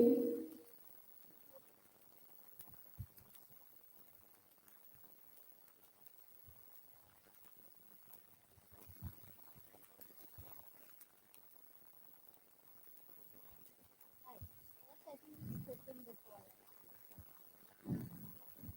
Hi. We've spoken before. So I Yes. had that question then also, and I have it again. Yeah. Indians like hot breakfast, hot tasty breakfast, and Right. this name oats restrict you to stick to oats. So the idea behind brand name GOAT is the greatest of all time. Trademark नहीं मिल रहा था तो इसलिए हमने एक को लगा दिया है बाकी we are also applying for goat life as a brand name there the name is GOAT and life And what other products would you launch? Because Indians get bored of oats. and because of that specific reason we launched 6 flavors Yeah. because our repeat cycle is very different from the normal oatmeal as a product. The normal serving comes in a kg pack, right? So we have 6 flavors as of now, and we're gonna have at least 12 flavors in the next 6 months. So whenever you try the other product, it will take you another, I think it you take 15 days to have that other product, right? So that is helping us a lot to get the retention at a very faster pace. Plus, we are coming up with more products like meal replacement shakes, maybe a protein cookie. We're still experimenting on that, but for the next 3 to 6 months, the focus will be on this only. I think somebody over there also has a question. Hello. Hello. Yeah, please. Yeah, you are. Thank you so much. Yeah. Okay.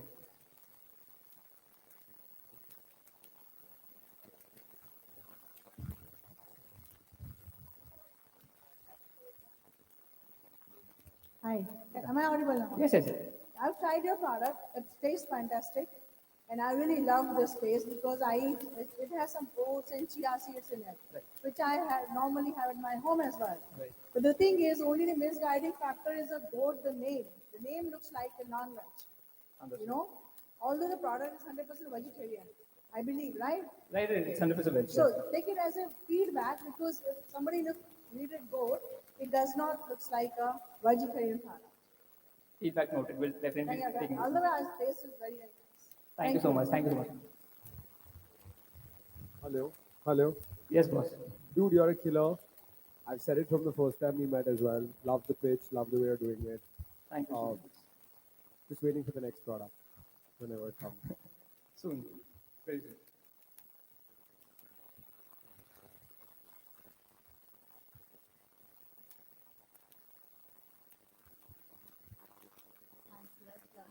Thank you so much, ma'am. Love the product as well. I finished two samples that you provided. Great Thank you. that you have tracked. I just wanted to understand the economics a little better. Right. And also what's going to be your commission mode because as soon as somebody hears this low load of flavor part is picking up from whole fruit to yoga bar, everybody will jump on this bandwagon. Right. So how would you keep yourself protected from other incumbents in the market? So eventually, any good product have this copy paste wala thing to happen for any product possible, right? So for us, the reason is कि वो 3 महीने की जगह 9 महीने में हो इसलिए we had our own manufacturing. And for anybody wants to launch a flavor, they have to do multiple MOQs and stuff like that. But for us, we have built our manufacturing facility in a way that we just need 500 packets to create a flavor, and that's what our mode is. We can operate at so low cost. So initially, I didn't push enough on that. We started with a 5 lakh rupee fund. Out of that 5 lakh, we sold stuff around 40 lakh rupees. We make our manufacturing facility from that money. We have scaled till now. 2 दिन पहले पैसा आया तो अभी तो कुछ किया नहीं है उससे, but we've reached till here, right? So our cost is something that we can optimize on, and eventually, if the oats overnight as a category is too small, right? If the competitors claim it will eventually increase the category size only. So I think there's huge space. Requesting the jury to please use the mic for the question so that everybody can listen.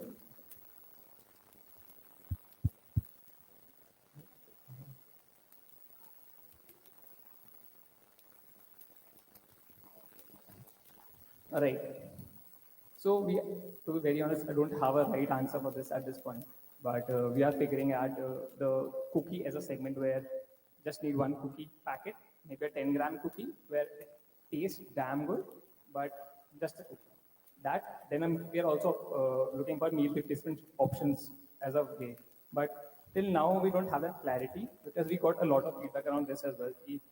Even Arjun sir said कि भाई you need more products, right? But eventually अगर मैं अभी चले गया उधर तो ये 1 करोड़ तो यही खत्म हो जाएंगे.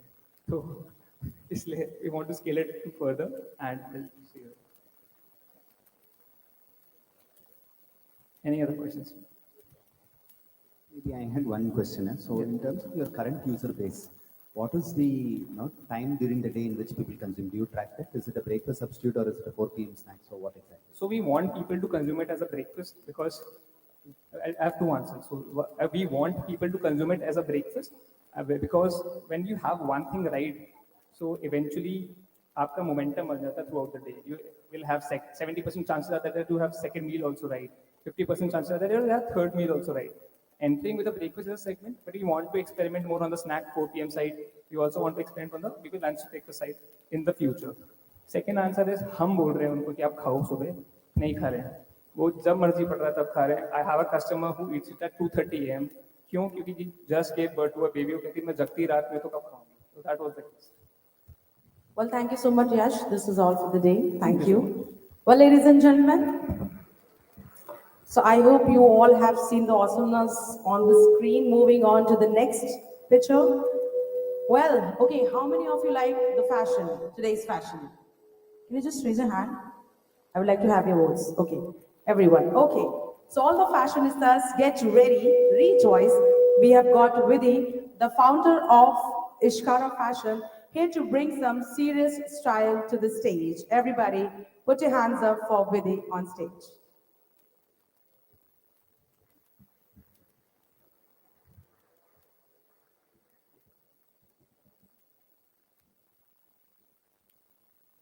Hello. Is it audible? Okay. Imagine walking into a room and before you even say a word, your jewelry does the talking. From a delicate bracelet that sparks curiosity, a statement ring that can start a conversation, or a pair of earrings that make people stop and say, hey, where did you get that from? That's the power of Ishkara. We create pieces that isn't just one, they are conversation starters that help people boost their confidence and express their vibrant personality. So, hello everyone, I am Vidhi Jain, I'm the founder of Ishkara, and we create out of the box pieces that are functional, value for money, and are trendy. So, in a world full of confident people, standing out is a necessity. But here's the challenge.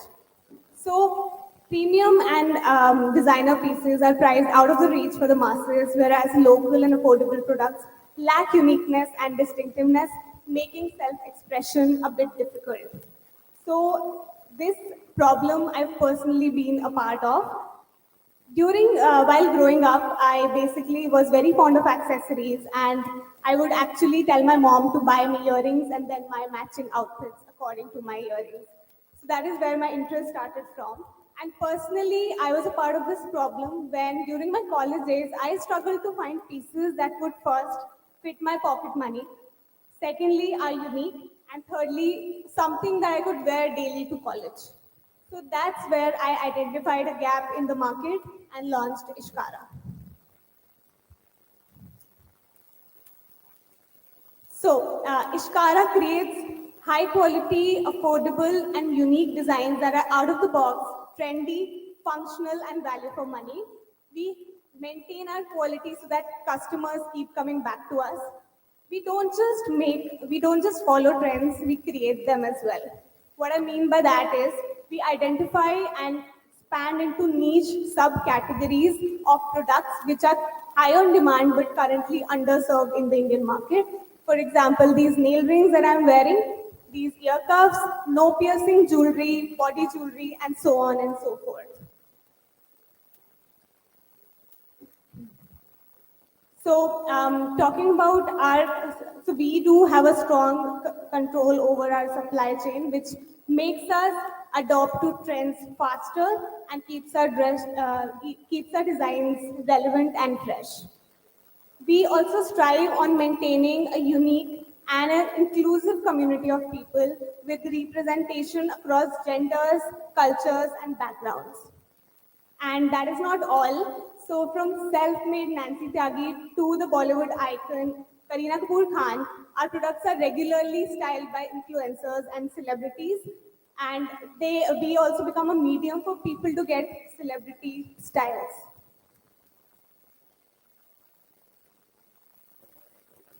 So these are some of our product ranges, from ear cuffs to palm cuffs, belts, bold necklaces, bold rings. We are all about this. Our journey actually started in my college first year when I was 18 years old, with a mere investment of 15,000 rupees borrowed from my mother to find a product market fit alongside college. Subsequently, in the next year, we got an opportunity to showcase at Big Boss season 13, which was a turning point in our business, and we achieved a whole 1 year sale in just 1 month. Subsequently, in 2022, I joined Ishkara full time, and we also scaled offline in terms of offline exhibitions, youth focused exhibitions where we gained a lot of organic traction, and we built a small team to streamline operations. In Jan 2024, we launched the marketplace model, got onboarded on Myntra, and started our journey from there. Moving forward, we have now been scaling organically on both marketplaces and our D2C. Talking about our revenue numbers and our presence. So we have an omni-channel presence with 70% revenue coming from our marketplaces and 30% from our own website. So far, we've served over 1 lakh plus happy customers and with an average order value of 829 rupees. Right now, we're operating at a monthly run rate of 17 lakhs. And what's interesting about this is that the fact that we have achieved these numbers with less than 3% of the marketing spent on revenue.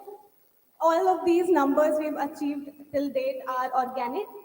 On Meta, we have a ROAS of around 5x, and we spend nearly 9% of our D2C revenue on Meta. 100% of our sales from marketplaces is organic, which constitutes 70% of our overall revenue. Now, talking about our audience. 95% of our customers are women in the age group of 18 to 35 years of age. And we have built a strong Instagram community of over 91,000 plus followers and people who genuinely love and follow our designs and brand. One interesting part about this is that we have built an organic traction across music videos, reality shows, Bollywood, news channels, and global fashion events as well. Because of our designs majorly. On the product side, we sell over 3,000 plus monthly units, 500 plus SKUs with a 65% gross margin and 15% EBITDA. One thing that has been very close to Ishkara is the fact that we try to focus a lot on sustainability. From day one, we have sent out 7 minutes up. We have sent out Tulsi seeds with every order. And till date, we have delivered over 1 lakh plus Tulsi seeds with every single order, symbolizing our commitment to environment. Talking about the competitive landscape, some of our key competitors include brands like Joker and Witch, Salty, A Little Extra. But what truly sets Ishkara apart is our strong focus on brand storytelling, sustainability, deep influencer and community engagement. That is where we are building a movement around self-expression and confidence. We're not just selling jewelry.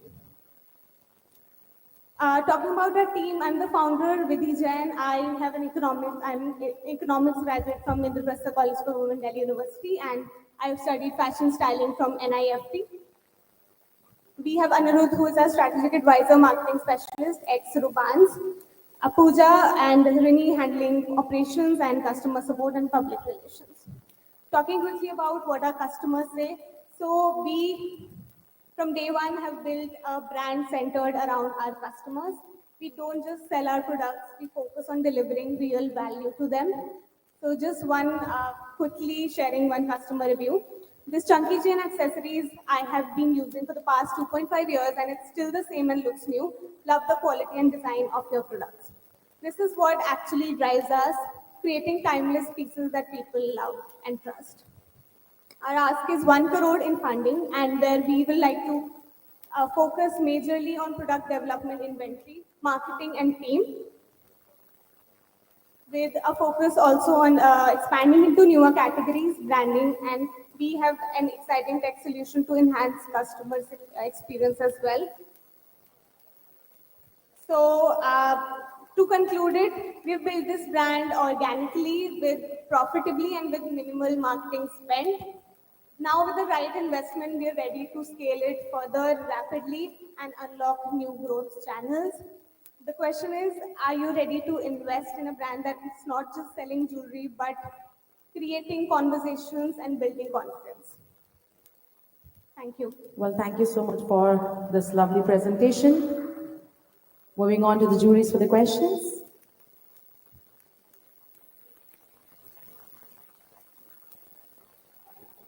Thanks for these lovely products, love the pitch.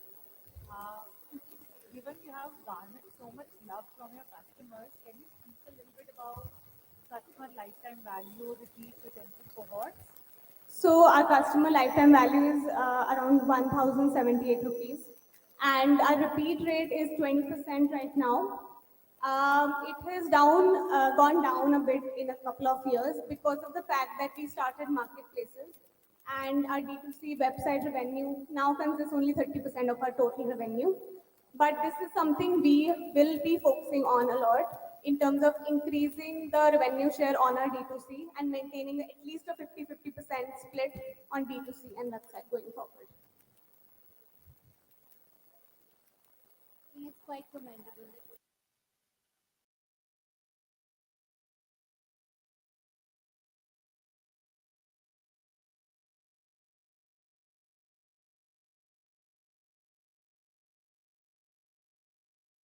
I want to understand, are these designs unique? How are you sourcing them? Are they like unique for you? Because I have a designer friend. Then they do actually have unique designs.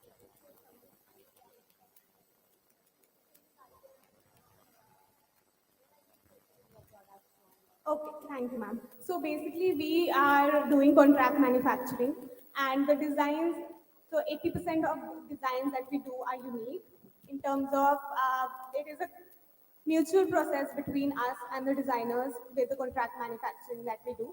That helps us maintain uniqueness.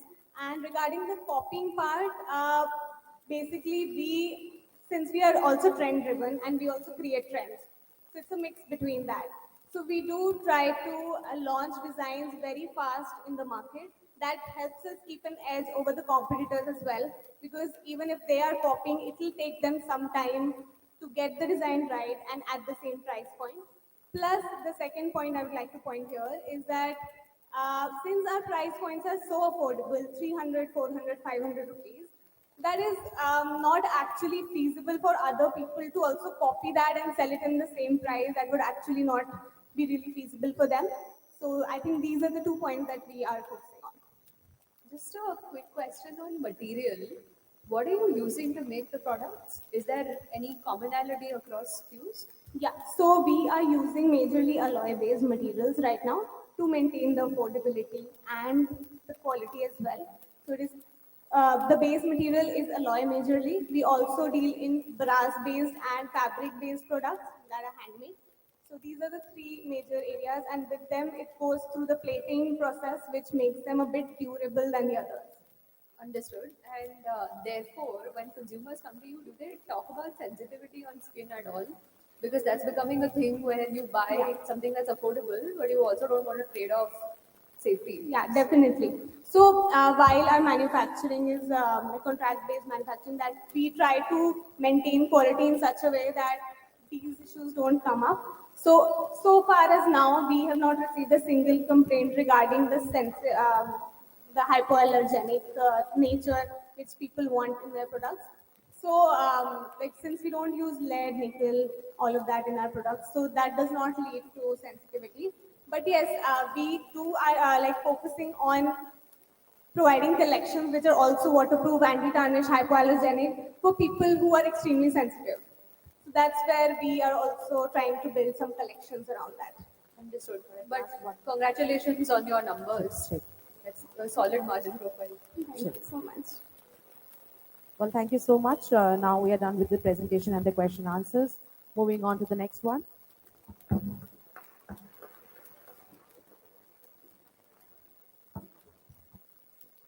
Well, ladies and gentlemen, prepare for the sweet treat. Sahil and Ushra, the co-founders of Moose Truck, is here to tantalize our taste buds. Everyone, give it up for the Moose Truck.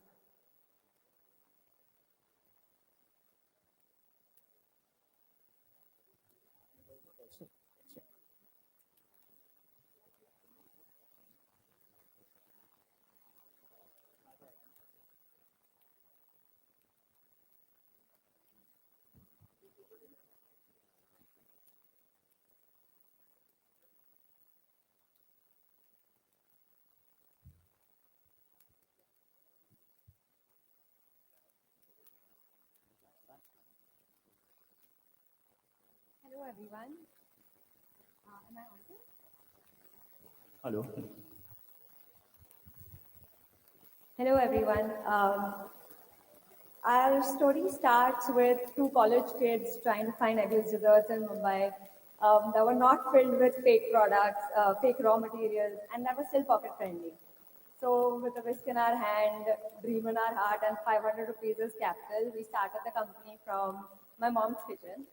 Obviously, we made a lot of mistakes on the way. We learned a lot, and here we are today with a vision that's bigger than our ovens and a expansion plan all across Bombay. Hello again, I'm Ashra. I'm the head chef at Mishra. I'm a graduate from NMIMS and an alumni of School for European Pastry. Hello everyone, I'm Sahil Vola. I'm the Chief Tasting Officer and my job is to make sure that the products that we are launching taste well and are fun for everyone. I'm also an MIMS graduate. I'm so passionate for desserts that I eat them twice a day minimum. And this is me standing inside Will Goldberg's kitchen, who's the best dessert chef in the world since the last 10 years. Our vision is to be the Amul of Western desserts in India, a trusted household name that represents quality and accessibility. You must be wondering, there are enough and more dessert brands in the country, so why us? Currently, the dessert market in India is divided in two broad spectrums. On one hand, we have desserts that are cheap, that are not made with the best raw materials, and they're laden with preservatives. And on the other hand, we have desserts, gourmet desserts, that are inaccessible to a lot of people and are quite frankly super expensive. So why us? Why are we solving the gap? I mean, look at me. I have two desserts a day. Does it look like that? The secret is pretty simple. It's balance. I have a problem of portion control, and I realize a lot of us have the same. So we decided to merge three of our key components. That is, hire chefs like Ushra, who are great with the recipes that they come up with, make decadent desserts.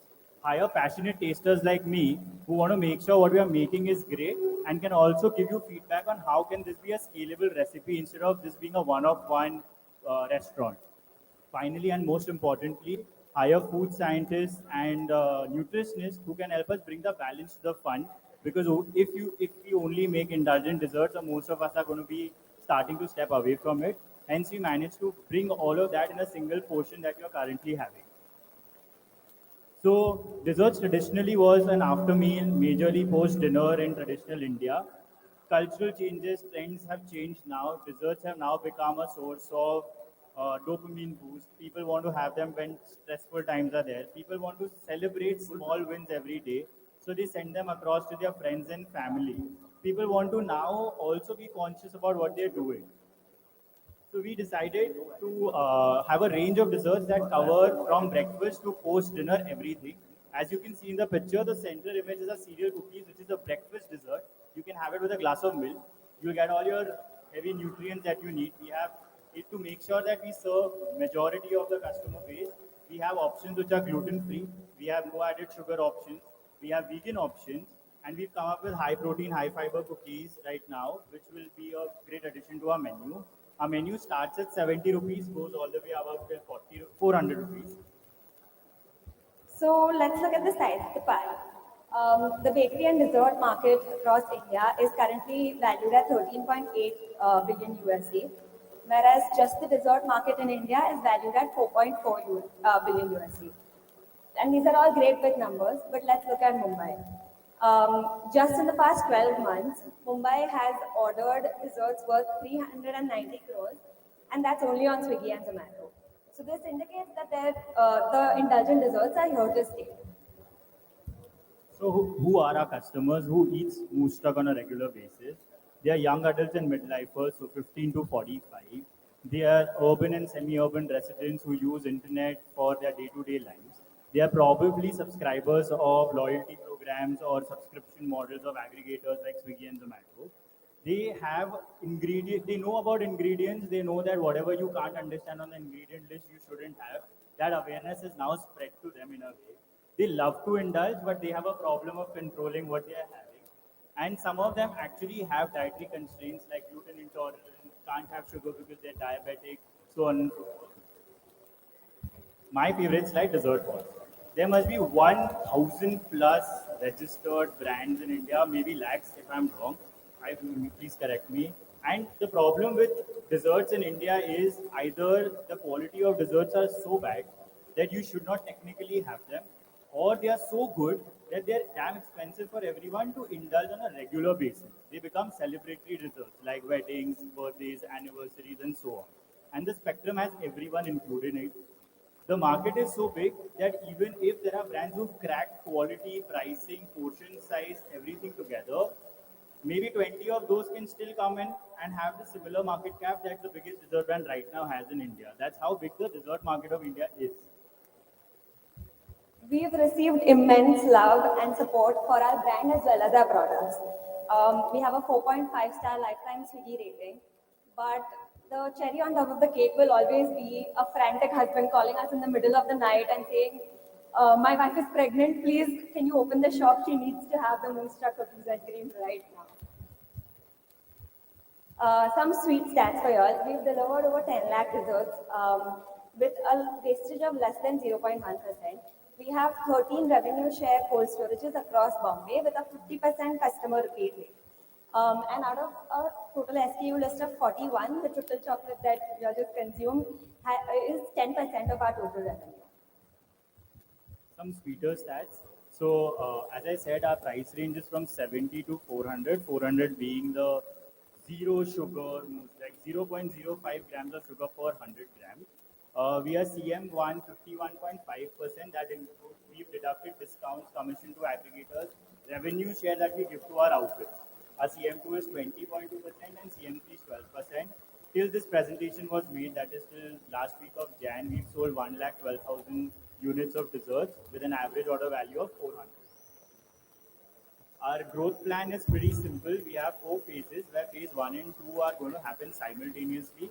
Phase 1 is opening a brand store or a QSR store in high street area like Bandra West of Mumbai. Simultaneously, we want to invest in team and production facility because we finally realized what processes we can incorporate to extend shelf life without adding preservatives to it. So expansion in terms of our factory as well as in team members, nutritionists, and all is what we're looking at. Next step would be going to Pune. We've already reached Lonavala, which is like 100 kilometers from Mumbai. Now we are going to Pune with 7 to 8 dark locations, which will be a delivery kitchen location, and 1 store, which will be a proper experience store of Moonstruck. Once we've cracked all of this, the next step is just to open finishing kitchens near every major city of India, like Delhi, Bangalore, Hyderabad. So we can send them semi-prepared goods of ours. They can finish it, ensuring that the quality of the product is the same in every city, and at the same time not compromising on the shelf life of the product. Our ask is 1 crore. In the majority of that money is going into expansion, which I just mentioned as a store and other cities. Then we want to invest in team and facility. In team, we are looking to hire a full-time food nutritionist and food scientist. We are currently working with them on a freelance basis. Marketing would be another big expense for us, which will be more of content-driven marketing. And lastly, working capital is where we are looking to invest. We just want to end by saying that Moonstruck isn't just desserts, it's love, perseverance, and a whole lot of chocolate. Thank you. Thank you. So I had a couple of quick questions here. So one is, how do you get people to sample your product and how do you scale that effort? So when we started with sampling at local events. Right now we have 13 touch points. So we have somewhere around 1.5 lakh people going to the Moonstruck Swiggy or Zomato page in a month. What we are planning to do is once we get the funds in, we'll participate in bigger events like concerts, like trade expos that happen in whichever city we are present. Sampling is the best way for us to convert someone. A small portion size is more than enough to convince someone. So I used to personally stand inside grocery stores and sample to all the aunties who come in the evening to purchase the product. That was helping us grow a lot faster because these products are so clean that my 6-year-old nephew can have it with confidence because I've been doing nutritional tests, lab tests on them. That build confidence in parents to then go and give it for their children.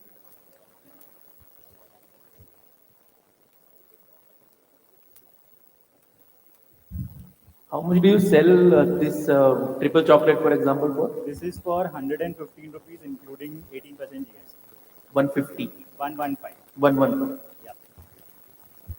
And right now you're only in Mumbai. Right now we are only. Good sales from just one city. Thank you so much. I forgot to add one slide. Our COGS right now is 25%. So we've hit a decent unit economics when it comes to food businesses because generally it's 30% for food businesses. And we've been able to lock contracts with our manufacturers, which safeguards us compared to our competition in terms of the fluctuation of raw material. Right now, cocoa is going through a whole lot of crisis. So the prices have doubled in the last 2 years. So we managed to keep our costs under control because of that. And will it go further down with scale? Yes, 100%. And what is the shelf life? Right now, the product you had has a 1 month shelf life. Okay. We have enabled In cold storage? In frozen, it's 6 months. In refrigerated, it's 1 month. Oh, great. All right, thank you so much, Oshra and Sahil, for your presentation and the questions. Well, I hope after this, everyone would like to have the sweets. Okay, moving on, let's see what's inside the box. Welcome Rajat and Sukriti, the co-founders of Panda's Box. Can we have you both here on stage, please?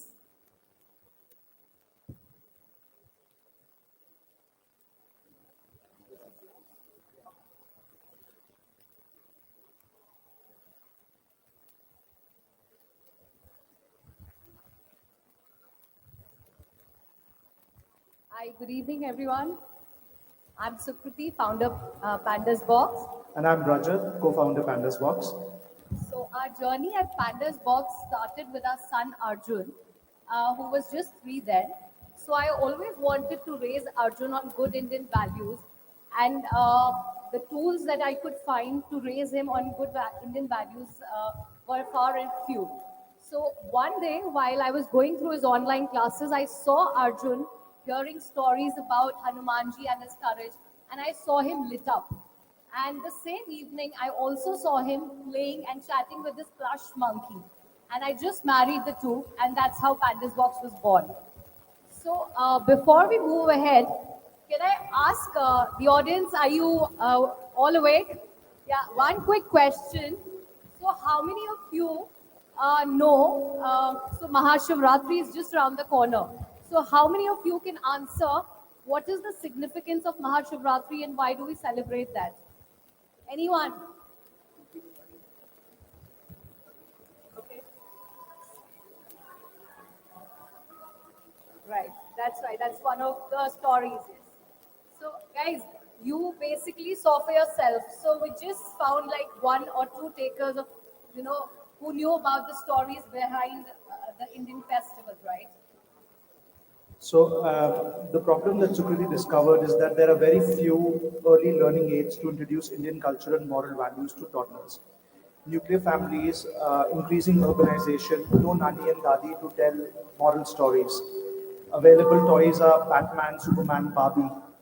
Indian diaspora feels disconnected from its roots and struggles to provide good Indian values to their children. Children are addicted to screens.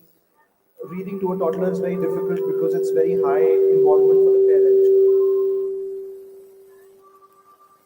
Our solution was to create mantra chanting plush versions of deities.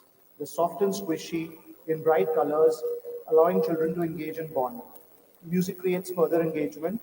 The plushies come with a coloring book on Indian deities. Our products at a glimpse, the best sellers are Baby Krishna, Baby Hanuman, Baby Ganesha in two different sizes. We've recently introduced Jain Swami, which chants the Navkar mantra, and Bharat Mata, which sings the Indian national anthem and Vande Mataram. We currently have 31 SKUs, which are going to be about 35 next month. Some traction numbers. We've serviced about 5,300 pin codes from our website. We have about 1 lakh customers who purchased from us.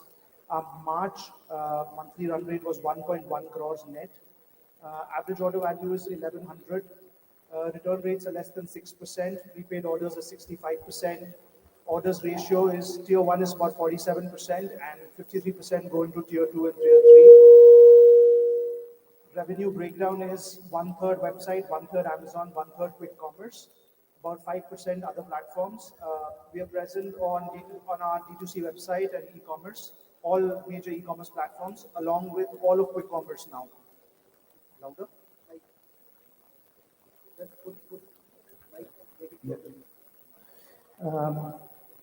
We estimate the TAM at about 8,500 crores.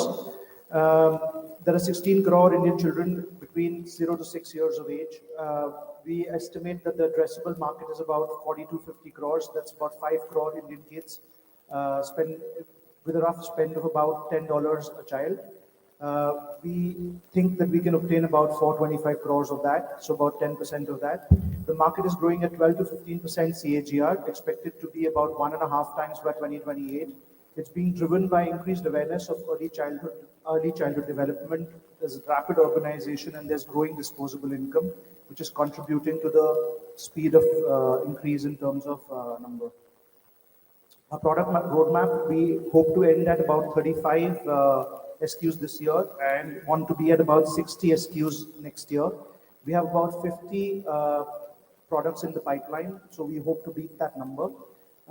We want to be extending our range centered around culture, so we would explore culture and adjacencies, baby decor, electronic storytellers, a carva for culture, so to say, e-books, activity books, special festival editions and collectibles. So last year we did 2.5 crores. This year we hope to do about 10. We are currently bootstrapped. We want to do 45 crores next year. That growth will primarily come from range extension through new products and introducing new products on other platforms where we have limited SKUs like on quick commerce. We intend to roll out our export. We intend to roll out export distribution expansion this year in the coming financial year, and we're very excited about that. We also want to try and do exclusive brand kiosks in malls because it's a very visual product. I think it will really help us, and I think we're very excited about that as well. We also want to try to expand into modern trade next year, and we'll of course start building a brand through our marketing efforts. With respect to unit economics, our COGS is about 40%. We spend about 25% on marketing. Logistics is 10%, team is 6%, others 11%, and we probably end up doing an EBITDA of about 8% this year. With respect to the team, Sukriti has an MBA from Symbiosis. She's led brand and Marcom at Cosmo Films for 7 years prior to starting Pandas Box. She has over 15 years of marketing experience and now manages marketing and NPD at Pandas Box. I have an MBA from the University of Bath. I joined Pandas Box full-time in October. Before that, I was COO at Modi Naturals for the last 8.5 years, which is an FMCG company, runs a brand called Olive Oils. I have over 15 years of operational experience, and now I run operations at Pandas Box. Ladies and gentlemen, that concludes our presentation. We'd be happy to answer any questions.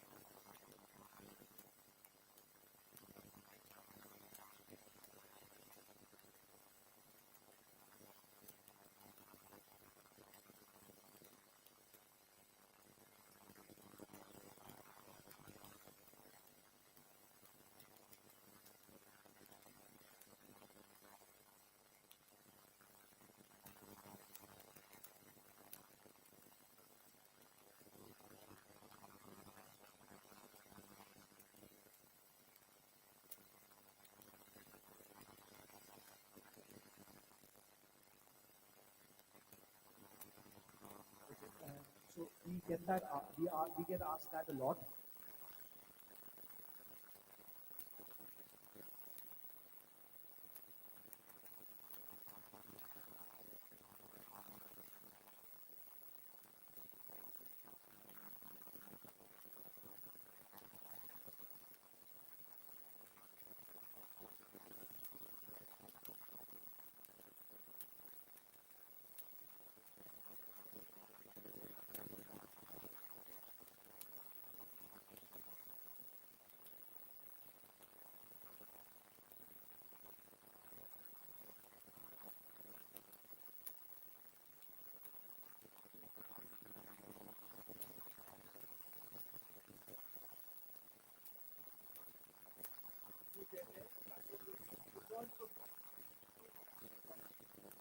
Hello. Yes. Hello. Hello. Hello. Check. Sorry for the interruption. Please give us 2 minutes for a while. Hello. Check. Hello. Hello. Yeah, Hello. now it's working. Hello.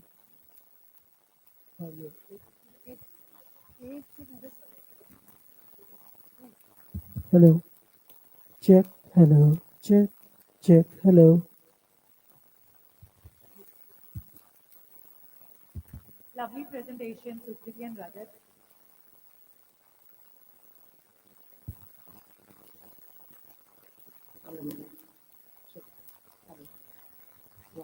One.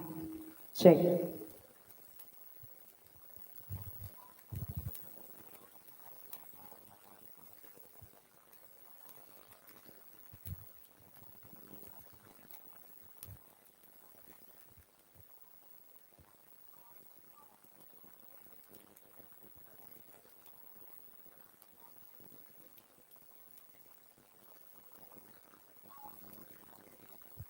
So I'll answer the first question.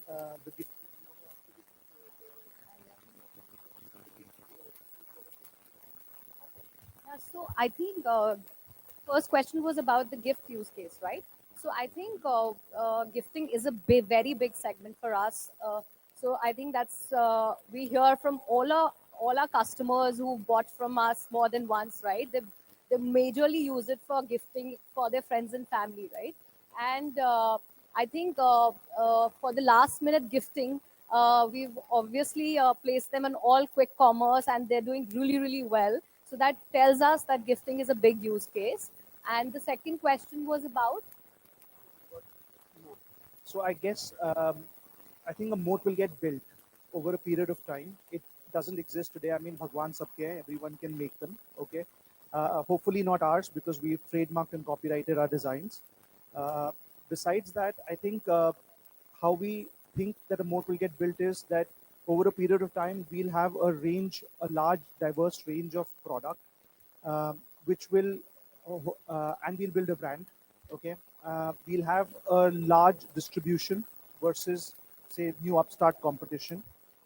That will give us economies of scale. So therefore, hopefully, we are able to maintain our margins and are able to compete in terms of pricing.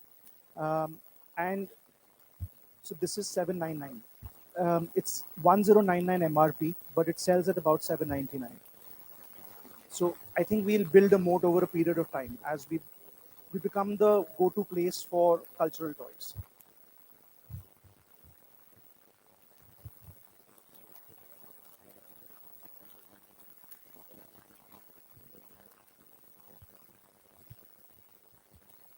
We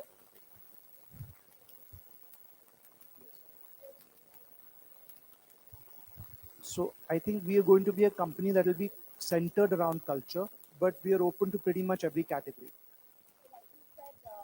So we do cultural books, we do electronic storytellers, we do Dadima. We are actually working on a Dadima, okay, which will tell you a storyteller Dadima. So we would do everything centered around culture.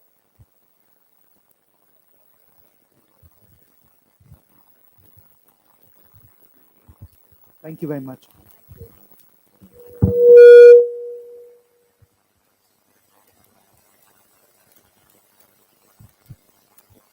Hello, check.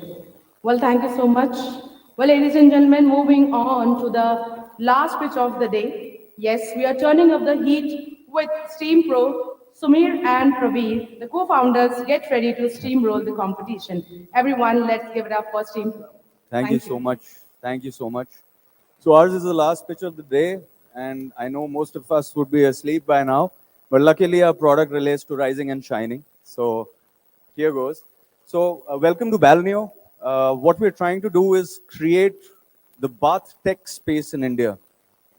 Yeah, and totally disrupt the global plumbing and fixtures market.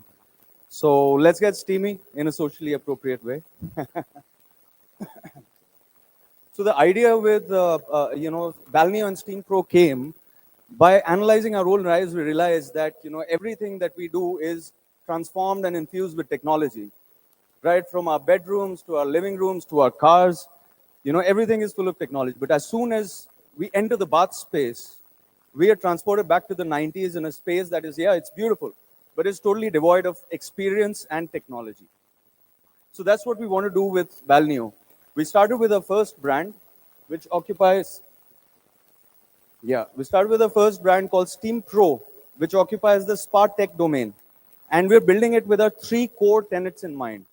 Firstly, we believe water and baths has an immense potential to be a very joyous affair. It can be a lot more, not us just dancing under a shower head looking for that perfect shower temperature. It can be a lot more. So that is the first thing that we do. We create technologies to enable that shower joy. Secondly, we believe that hydro wellness is a real thing. Water in our baths can actually aid us in our wellness. The chances of getting heart diseases go down by 46% if you're able to take a steam regularly. So that is what we want to do here. We want to incorporate hydro wellness in our bathrooms. Thirdly, we believe that water is a really precious resource. So we want to be conscious around water and develop technologies that are sustainable and green. So that's how, Balneo and Steam Pro came about. First, Steam Pro is going to occupy the steam bath domain. Eventually, once we get customer mindshare, we want to branch out into more innovative technologies in the bath tech space. And finally, go towards the plumbing and fixtures market and totally disrupt and revolutionize the space. Now, why we believe that Sumir and I, so Sumir being my elder brother, both of us are uniquely positioned to make this change happen, is that our father has spent about 35 years in this industry, and we have created the best of the best spas of India, which means Ananda in the Himalayas, Amatra Spa, they're all running on hydro wellness technologies designed by us. So Sumir and I, both of us are alums from CBS, and we've worked at scale in MNCs and Fortune 500s like CBRE and Gartner. And this is what we wanted to do. We wanted to democratize this space, make hydro wellness happen for everyone at a consumer level. That's how we jumped into Steam Pro. Now, Steam Pro is a very, very simple concept. We've just changed the element from liquid to steam. And that, we believe, is a totally new way to take a shower, way more immersive, way more satisfying. And along with that, a steam, if you're able to take regularly and just change that lifestyle habit a bit, your chances of heart diseases go down. Every time you take a steam session, your lung capacity actually increases. There is the promise even of longevity. So you can increase your lifespan by taking a steam. We put some links here on the slide. Whenever you get an opportunity, do study them and get your mind blown. Just that little change can really help you with your hydro wellness. Wow. Apologies for the broken slide there. Right, so the idea behind that slide was steam as a concept exists everywhere. But why is it not present in our showers currently? We realized that the state of technology is such that it is not possible to be involved in your current existing space. So we went ahead and created our own patented technology that firstly is the smallest steam unit in the market. It can fit in your existing shower space without any hassles or breakage. Secondly, it is the fastest steam unit in the world. Why we need fast is because we only have 10 minutes for our daily shower. If you're left waiting for half an hour, 45 minutes, you're not going to take it. Thirdly, it only takes 1 liter of water and 1 unit of electricity for a 15-minute session, which means you're actually, if you and your family end up getting the habit of taking steam, you will be conserving water. Yeah, not 200 liters of a geyser shower, but 1 liter with a Steam Pro. Sumir, I'll let you take over. Thanks so much, Prabhat. And thank you all for having us also. Let me take you through what our customers feel about Steam Pro. So the amount of customer love that we just received while just operating in Delhi NCR, mind you, we're just a small Delhi NCR sort of a company right now. People are absolutely loving their immersive steam showers, steam baths, right? Which is evident from the stats that we have for you. The aha moment really comes when a user takes that first steam session. And once that session happens, what we see is that customers come back to us asking for more in terms of technologies, more in terms of how more we can use a steam shower, and finally, organically referring us to their friends and families. We do not have any sort of a customer, sort of like a referral program or anything, but this is all organic referrals that we get from our customers day in, day out. In terms of our business performance, currently we're doing about 25 lakhs of booking revenue month on month, and this is on the base of just 1.5 lakhs spent on Meta performance marketing ads. So I mean, there is a lot of potential in terms of just doing a lot more branding and marketing and to bump up the top line and all. In terms of our margins, because this is 100% made in India product, absolutely nothing to do with China or anything like that. We are able to enjoy a lot of margins, currently 60% grossing and CM3 of almost 23%. And we believe that once operational and marketing leverages start kicking in, we will be able to bump up our CM3 to almost 35 to 40%. Currently, our CLV is about 10 years and 1 lakh just with the Steam product. AMCs, upsells, and other things over the course of 10 years will get us that 1 lakh. Right. In terms of how the market is structured, we believe that we are creating an absolutely new category, similar to what Dyson did for vacuum cleaners, what Noise did for smartwatches, what Atomberg is doing for BLDC motor fans. So with these companies are enjoying tremendous market shares in the categories that they've created for themselves.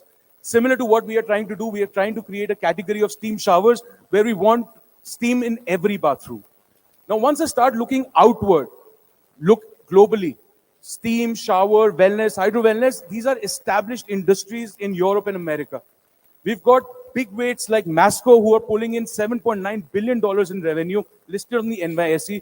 Similar to what we are trying to do with Balneo and Steam Pro, Masco has 20 sub-brands all rolled into the Masco brand. Very recently, Class, which you see in the middle of the screen, got acquired by Kohler because Kohler wanted to beef up their wellness portfolio. So the space is absolutely buzzed with a lot of mergers, acquisitions, people trying to get into and get the piece of pie of the wellness space. So how do we get to the 1,000 crore sort of mark? What is the walk to that? We believe that we've got three strategic pillars for ourselves. First is, of course, geography expansion. We are just in Delhi NCR, become a national brand, and of course, take it international as well. Secondly, we have the lever of expanding product lines. Currently, we have saunas, chillers, whirlpools, all waiting to be launched. And this currently constitutes about 20% of our overall product portfolio. And third is, of course, expanding into new channels, B2B, dealers, architects, gyms. Seems like a no-brainer, and we've got a very solid GTM that we want to, go for afterward. So where we are today, we are absolutely bootstrapped. We just closed our maiden fundraise round. We were going out there to raise 3 crores. We are oversubscribed with participation from D2C Insider, from Anigat Capital, from Atrium Ventures, and a bunch of super angels.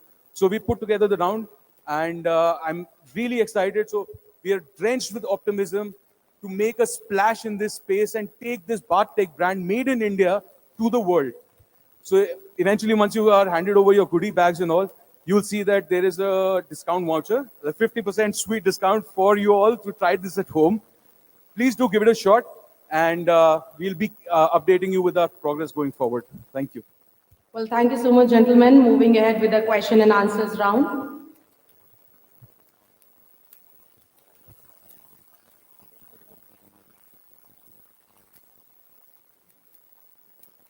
Thank you. Thank you.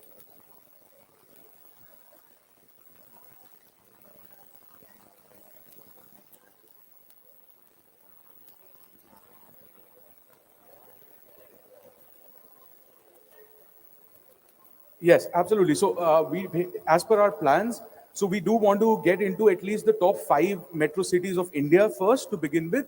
And by the 18th or the 20th month, which is why we raised this round also, but by the 18th month, we are planning to get into, we start with the Indian subcontinent, Nepal, Bangladesh, Sri Lanka, and eventually move out to Dubai and the Middle East, and then capture Europe and rest of America going forward in a very strategic manner. One level for us in terms of global expansion is going to be Amazon. So we definitely want to start Amazon in the US and the UK as soon as possible. Again, let's say about 12 months as per plans. Again, part of this fundraise was to get patented. So we are patent pending. We will be applying trademarks and patents going forward in this quarter.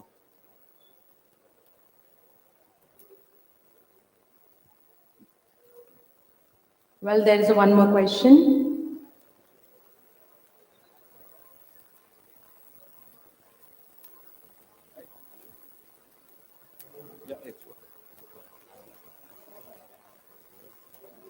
Yeah, I can give you it.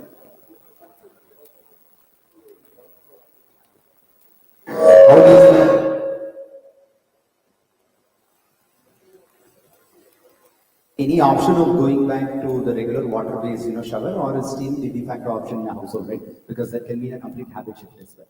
Great question. So we do not have that in the elevator deck that we created, but we'll share the links eventually. So yes, in terms of our target consumer, we've broken it down into 3 customers who are particularly going for our services. One is the fitness enthusiast population, people going to gyms regularly because steam bathing is a part of gymming in general. Second is a person who has some underlying diseases or health or has been recommended by the doctor or medical practitioners to go for a steam session. These are typically people with lung ailments, bronchitis, asthma, all of those things. And the third category of customers that are going for Steam Pro are the early tech adopters.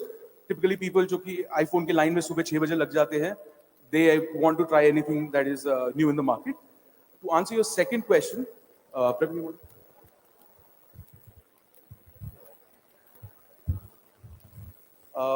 sorry, could you tell me the second question? Yeah, okay, got it. So, yeah, so what we do with our technology is we do not disturb your current showering and plumbing ecosystem at all. So let's say if you're moving out of your house, go to a different rented place, we can take it to the next home and reinstall it. It doesn't do anything with your current shower. It is sort of like a geyser, right? You can take it away or add it to your shower, something like that.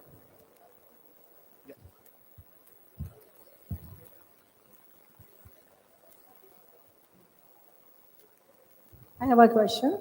See, steam bath is turns out normally is an expensive affair, right?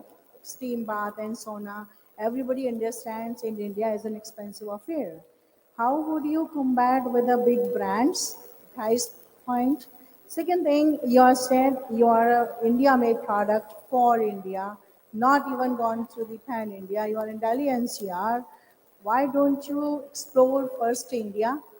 Compete with the brands who come here and they are gaining even more what you are about to gain, right? My third thing is when the product is for India, so first let's explore our own India. You know, you have so much of, you have to work so much on the price strategy. So what would be your price strategy combating with the existing brands in terms of sauna and the steam bath? Thank you. Great questions, Seema ma'am. So in terms of the pricing strategy, what we've also done is we have a trial plan that will basically take away the upfront 60,000 AOV, and you can now start using it at 1,500 plus GST. So that's 1,500 rupees per month, and you can convert it into a purchase after 3 months, and you will not be, and we'll basically deduct the 1,500 that you paid. So basically, so we have a trial plan that we've been experimenting with. In terms of doing an India strategy first, you're absolutely right. So as per plans, the next 12 to 16 months are purely to expand in India. And once we get into those 5 or 6 top metro cities, after that we move on to Indian subcontinent, then Middle East, then Europe, and then so we go westward very strategically, and that is how we expand globally.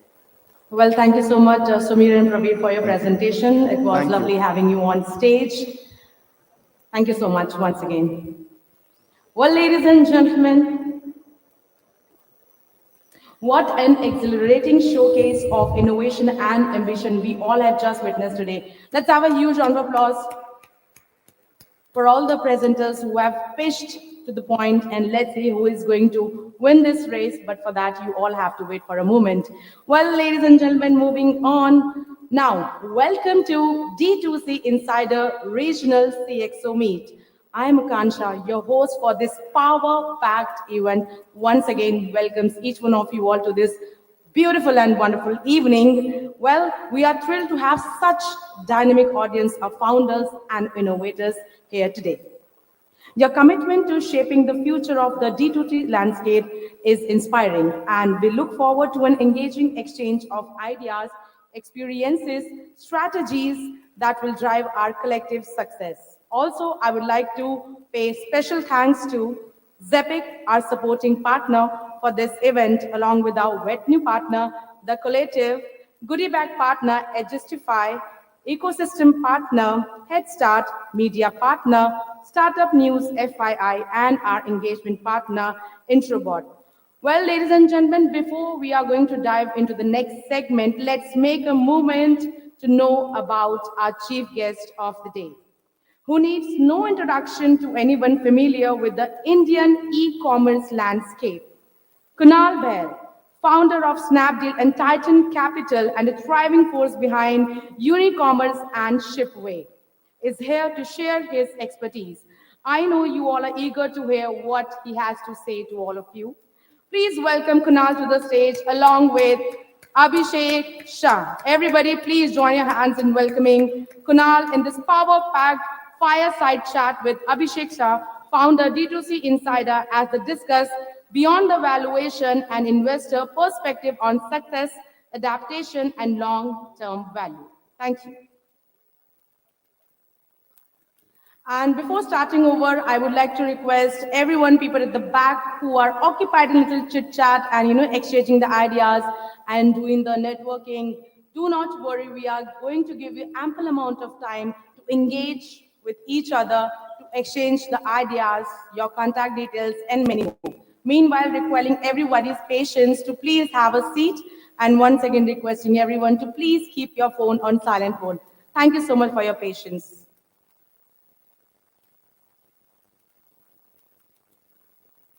Can we have a hand mic, please?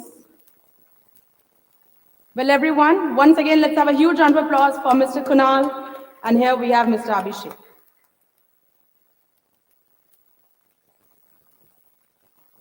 Hello. Is it good? Okay, great.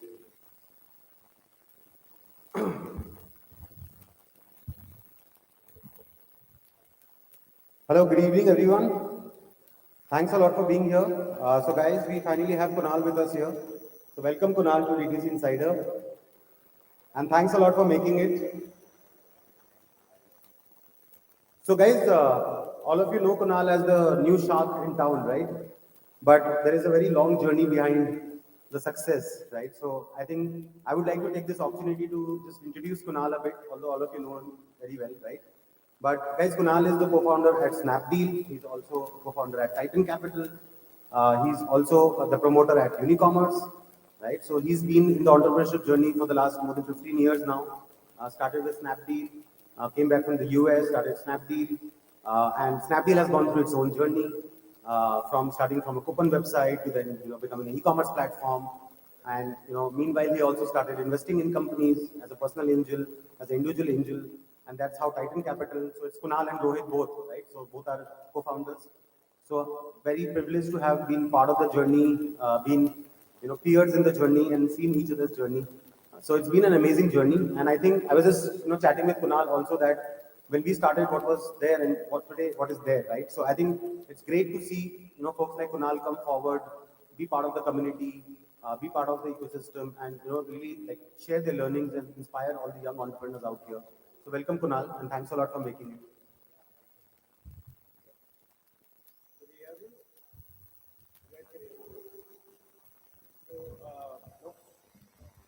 Okay, yeah, now I think you can hear me. Firstly, thanks so much for having me, Abhishek, and thank you to everyone for being here on a weekend. Um, it's obviously been a very long journey and continues to be a very interesting journey because I do wear multiple hats, so it's always stays very fun. Both because within the day I'm an operator also, I'm an investor also. But what energizes me the most is just being around founders. So almost everything I do is around founders, right? Around building businesses and around those who are building businesses.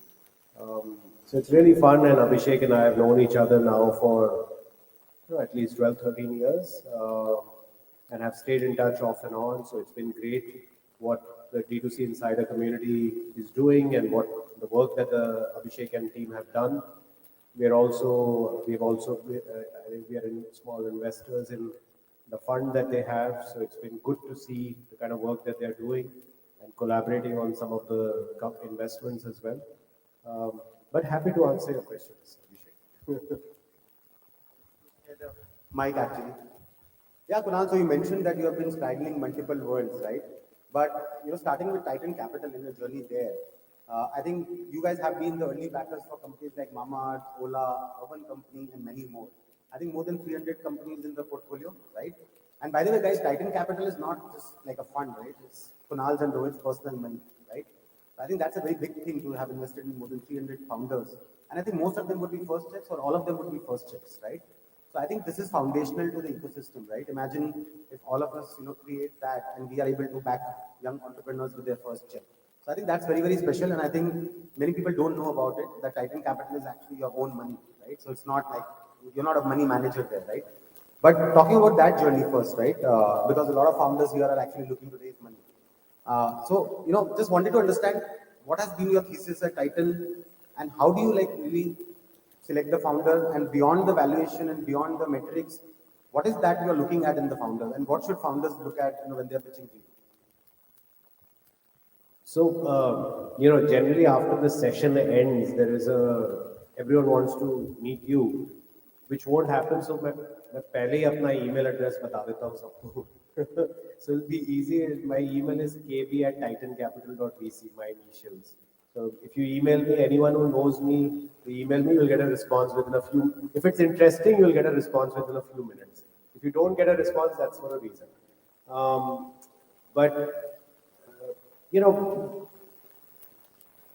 Over the last 15 years, one thing we've seen is that the ecosystem has continued to get deeper and deeper and deeper. And a lot of ideas that seemed highly contrarian, highly improbable, actually have ended up working. And so we've also always been questioning our own thesis, our own methodology around finding investments and finding the companies that we want to invest in. But for the most part, like the pattern that has endured over the last 14, 15 years that we've been investing is, one is the quality of the team, where have they demonstrated any success before in anything that they've been pursuing? It could be academics, dance, music, art, anything. Because to be excellent at anything, you require a lot of focus, a lot of resilience. And that is also the case in entrepreneurship. The second is, what is that insight that they have about the market? And most investors will say, mujhe bada TAM dikhao, show me like large TAMs. We actually are diametrically opposite. We actually look for laughably small TAMs, very, very, very small TAMs. Because of the small amount of seed capital and the small team that you have, the only TAM that you can truly dominate is actually a very narrow TAM. And once you win the consumer love in that time, then you can expand into other categories like Mama Earth. Right? When they started as a good for you mosquito repellent. And a lot of people said, oh, but this is only a 50 crore market. But over a period of time, they built a lot of consumer love in what they were doing, this mosquito repellent and then shampoo and then baby oil, etc. And then thereafter for the mother, then the father, then other brands. That's how these brands become large, or these companies become large over a period of time. And the third is the ability to generate unit economics. Because see, the purpose of building a business, unless you're building a not-for-profit, but the purpose of building a business is generate profits. Now, some sectors are very hard to generate profits, and we've also realized. But if you are starting up today, given how deep the market is now, it is prudent to pick a path where the shape of the PNL is very clear from day one, where what the gross margin is, what the contribution margin is super clear to you. Now, it may deviate 5-10% here or there over a period of time, but it should not deviate very materially, because the unit economics of a business are the soul of a business. And you can't, many founders will say, hey, when I scale up with economies of scale, my unit economics will improve. They don't. They never do. Or very rarely they do. So defining the unit economics of the business early on is actually very, very critical for any business. So it's largely these three things, Abhishek, like which is quality of the team, their resilience, their focus, their commitment to excellence in what they are doing. The second is, the identification of some insight which goes after a laughably small TAM, a niche in the market, and then they focus on it for a long period of time. And the third is the ability to generate unit economics. No, that's amazing, I think, because a lot of young founders here who are building for the first time, also a lot of first-time founders here. So I think you're completely right. A lot of people basically obsess too much about TAM, right? And I think Y Combinator also says this, that the data shows that all the companies which won started with a small niche, right? So it's never about going after a big market, right? But Kunal, considering that a lot of these are young founders, and correlating with your startup journey, right? So, like in the first couple of years of building a business, like you mentioned, unit economics is very important, right? Apart from that, what should a founder look at? What do you think should be the right approach for a founder? Because there's so much of FOMO now with fundraising, valuations, all of that, right? So, what should like the founder look at doing in the first few years? Because that is the foundational time for building a business. I think the answer for the first few years is easier. The answer for the first few months is very hard, because you are very strapped for bandwidth, you're very strapped for capital, and your mind is buzzing with 100 ideas, but you don't have the time, energy, or money to pursue all of them. So I would say for the first 3, 6, 12 months, the key is to know what to prioritize. That's the number one thing. Secondly, the key is to find out who you want to hire and how many people you want to hire on the team. And there I always say that hire fewer people, keep the bar very, very high. don't go in that, अरे मेरा seed funding हो गया, मैं फटाफट 20 लोगों को hire कर लेता हूँ. That almost always ends really badly, because then you become a people manager versus a builder of your business. And you're figuring out the politics between people usually. And the third is not getting deviated at any point from the main job to be done, which is having an excellent product. Because many times founders may go into the zone of up to मैं सिर्फ marketing करूँ. That is important. The content, the marketing, everything is important. But in the end, fundamentally, the great products win.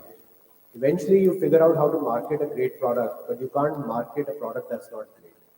And actually, the best founders I've seen have always been obsessive, particularly in the early days, around keeping the cost low, hiring fewer very good people, staying very focused in a narrow lane as to what they are building, and have incredible amount of obsession with the products that they have without expanding too much, expanding the range too much too soon. No, that's great. I think a lot of folks here are raising their first round. So I think, guys, funding does not mean just spend that and scale. I think getting the right people, getting the right product, getting the right niche, all that is very important. This is the foundation for considering that all of you are actually in that 0 to 1 phase, right? So yeah, I think this platform might give you access to capital, but that capital efficiency is very important metric. That's what Kunal is basically trying to say, right? So yeah, I think it makes a lot of sense, especially for first-time founders, Kunal, because we've all been there, done that, right? So ऐसे आते हैं तो लगता है कि we can change everything, we can do everything, right? Now coming back, to the D2C specific, because obviously you have done investments all across, consumer tech, D2C also, right? Because this audience is more D2C, right? So like in your portfolio, having invested in so many brands, and now you've seen this whole churn of brands coming in, growing, scaling, failing, right? What do you think, is the key to success for a D2C brand? And secondly, from a stack point of view, like you mentioned efficiency as one of the parameters, right? So how can they build efficiency in their operations, in their business, in their marketing, all of that? And the last is like, what should be the right approach, from a capital point of view also, right? Should they raise early? Should they first build? Should they bootstrap? Right? So from a D2C specific context, would love some learnings from you. Yeah, so we offer a full stack solution. We offer capital through Titan. We offer software through Unicommerce, and we offer shipping through Shipway. So we have a full stack solution here. But jokes apart, like I feel that there are many questions in there, so I'll take the last one first, which is what I remember about capitalization. Figuring out your capital raising strategy is one of the most important things that founders don't plan for. Many times they're just rolling over into a fundraise as compared to being very strategic about, okay, I've raised this much money. How long should this last me? What should be the objectives, end objectives from this money that I should get to, which should enable me to raise how much more money so that I can get to what other objective. Now, you can plan it. Chances are it will not be exactly what you plan, but there is a strong chance that if you plan things well, you will not deviate that much from that plan. But oftentimes we see that founders they raise the money, they start spending it, and then 3-6 months before the money is running out, they're like, Acha, now I need to fundraise. But they aren't able to fully articulate that the money that I raised, what was the outcome I drove, and the money I want to raise, what outcome will I drive? Because these are very important things, and it is your company. You have to define it. Don't let an investor define it for you. You have to say, I am giving up this much of equity, which is never going to come back. I'm going to get this much money for it. What do I need to achieve? What are those tangible goals I need to achieve so that I can hit my next milestone to raise my next round of capital? So, be planned about it. Don't be ad hoc about it. It's when people are ad hoc that accidents happen. And sometimes terrible accidents happen where you realize that there is no more money coming because you just didn't deliver enough with the business, with the first fund that you raised.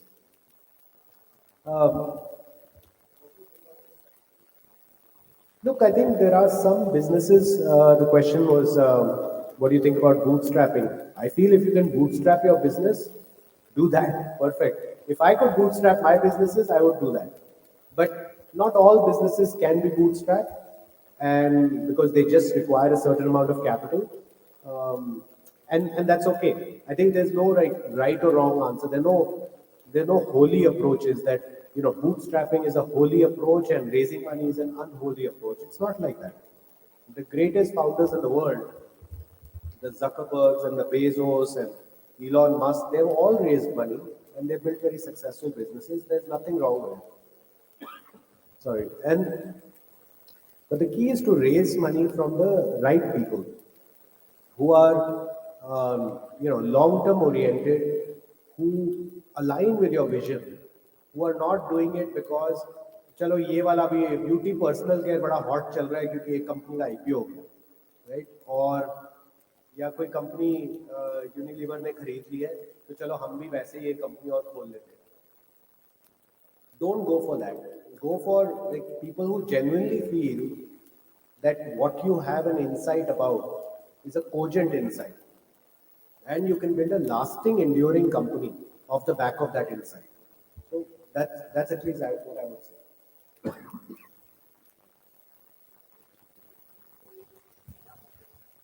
It was a long question. So the first part was, having seen so many brands from a D2C point of view and invested in so many brands and seen the growth journey of so many brands. And obviously the landscape is also changing, right? What happened with Mamaearth 7 years back. And a lot of people actually come and say, yeah, Mamaearth ne bhi ye kiya, right? But Mamaearth was in a very different time in a very different market, right? Today the market dynamics is very different. So what do you think is, what are the learnings basically is what I'm trying to get from you, from an investor lens right now? How should a D2C brand approach its problem, right? What should be the right approach?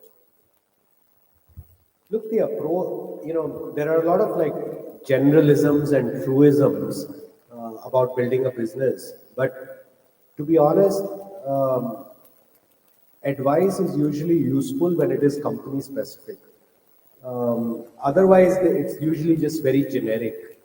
So I would prefer if we have time for Q&A, I'd love to answer any questions you guys have versus just unleash more generalisms on you. But look, I think the best companies are usually built with an incredible amount of discipline and not in the quest of relentless growth at any cost. The best companies are not built like that. You may hear of one of hundreds of companies that was built like that. Founders made a lot of money, investors made a lot of money, but that's literally 1 out of 1,000, or 1 out of 10,000, 1 out of 50,000. I prefer the odds of building a business more sensibly with lesser capital, lesser burn, even if the growth is not that fast. Because very few people build it that way, and along the journey, they lose steam, they run out of money, and then only you are the last person standing. No, great. So that reminds me about your whole philosophy around IndieCons, right? So I would love you to talk about that. I think you have stressed a lot on Shark Tank also about profitability, not just growth, but also profitability, right? And I think your journey with Unicommerce, especially, right? A bootstrapped, profitable SaaS company from India, which went public, right? I think that has never happened in India, right? That's the first SaaS company from India which has gone public profitably, right? So would love to know your thoughts on that, how the journey has been, and when you call it IndieCon, what do you exactly mean by that? Yeah, so look, there is this obsession about unicorns, which is quite misplaced, and I don't understand the obsession about unicorns, to be honest, because it's a currency that is not ours. It's dollars. It's $1 billion. Why 8,600 crores? It makes no sense in the context of India. It makes no sense, and it particularly makes no sense in the context of brands particularly, because until now there's literally been one brand that has breached that number. But what our country needs is not 300 unicorns or 500 unicorns or 1,000 unicorns. We need tens of thousands of indicorns, which is a 100 crore revenue business, profitable started in the last 15 years. Because I can tell you, if you get to 100 crores of revenue and you're profitable, the chances of mortality of that business, the chances of that business shutting down are almost zero at that point.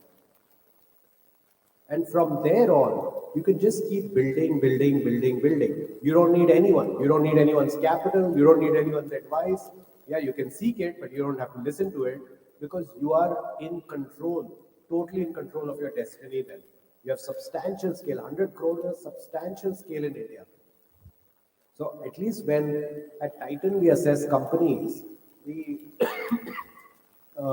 when we assess companies, we are always looking from the lens that in 3-4 years, can this become an Indicorn?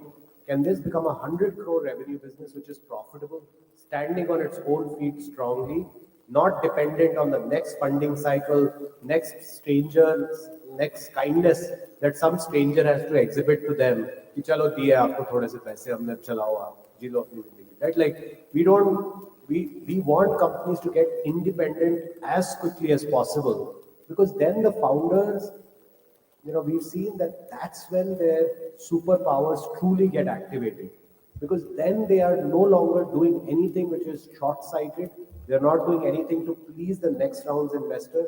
They're doing what is right for the business, what's right for the customers of the business.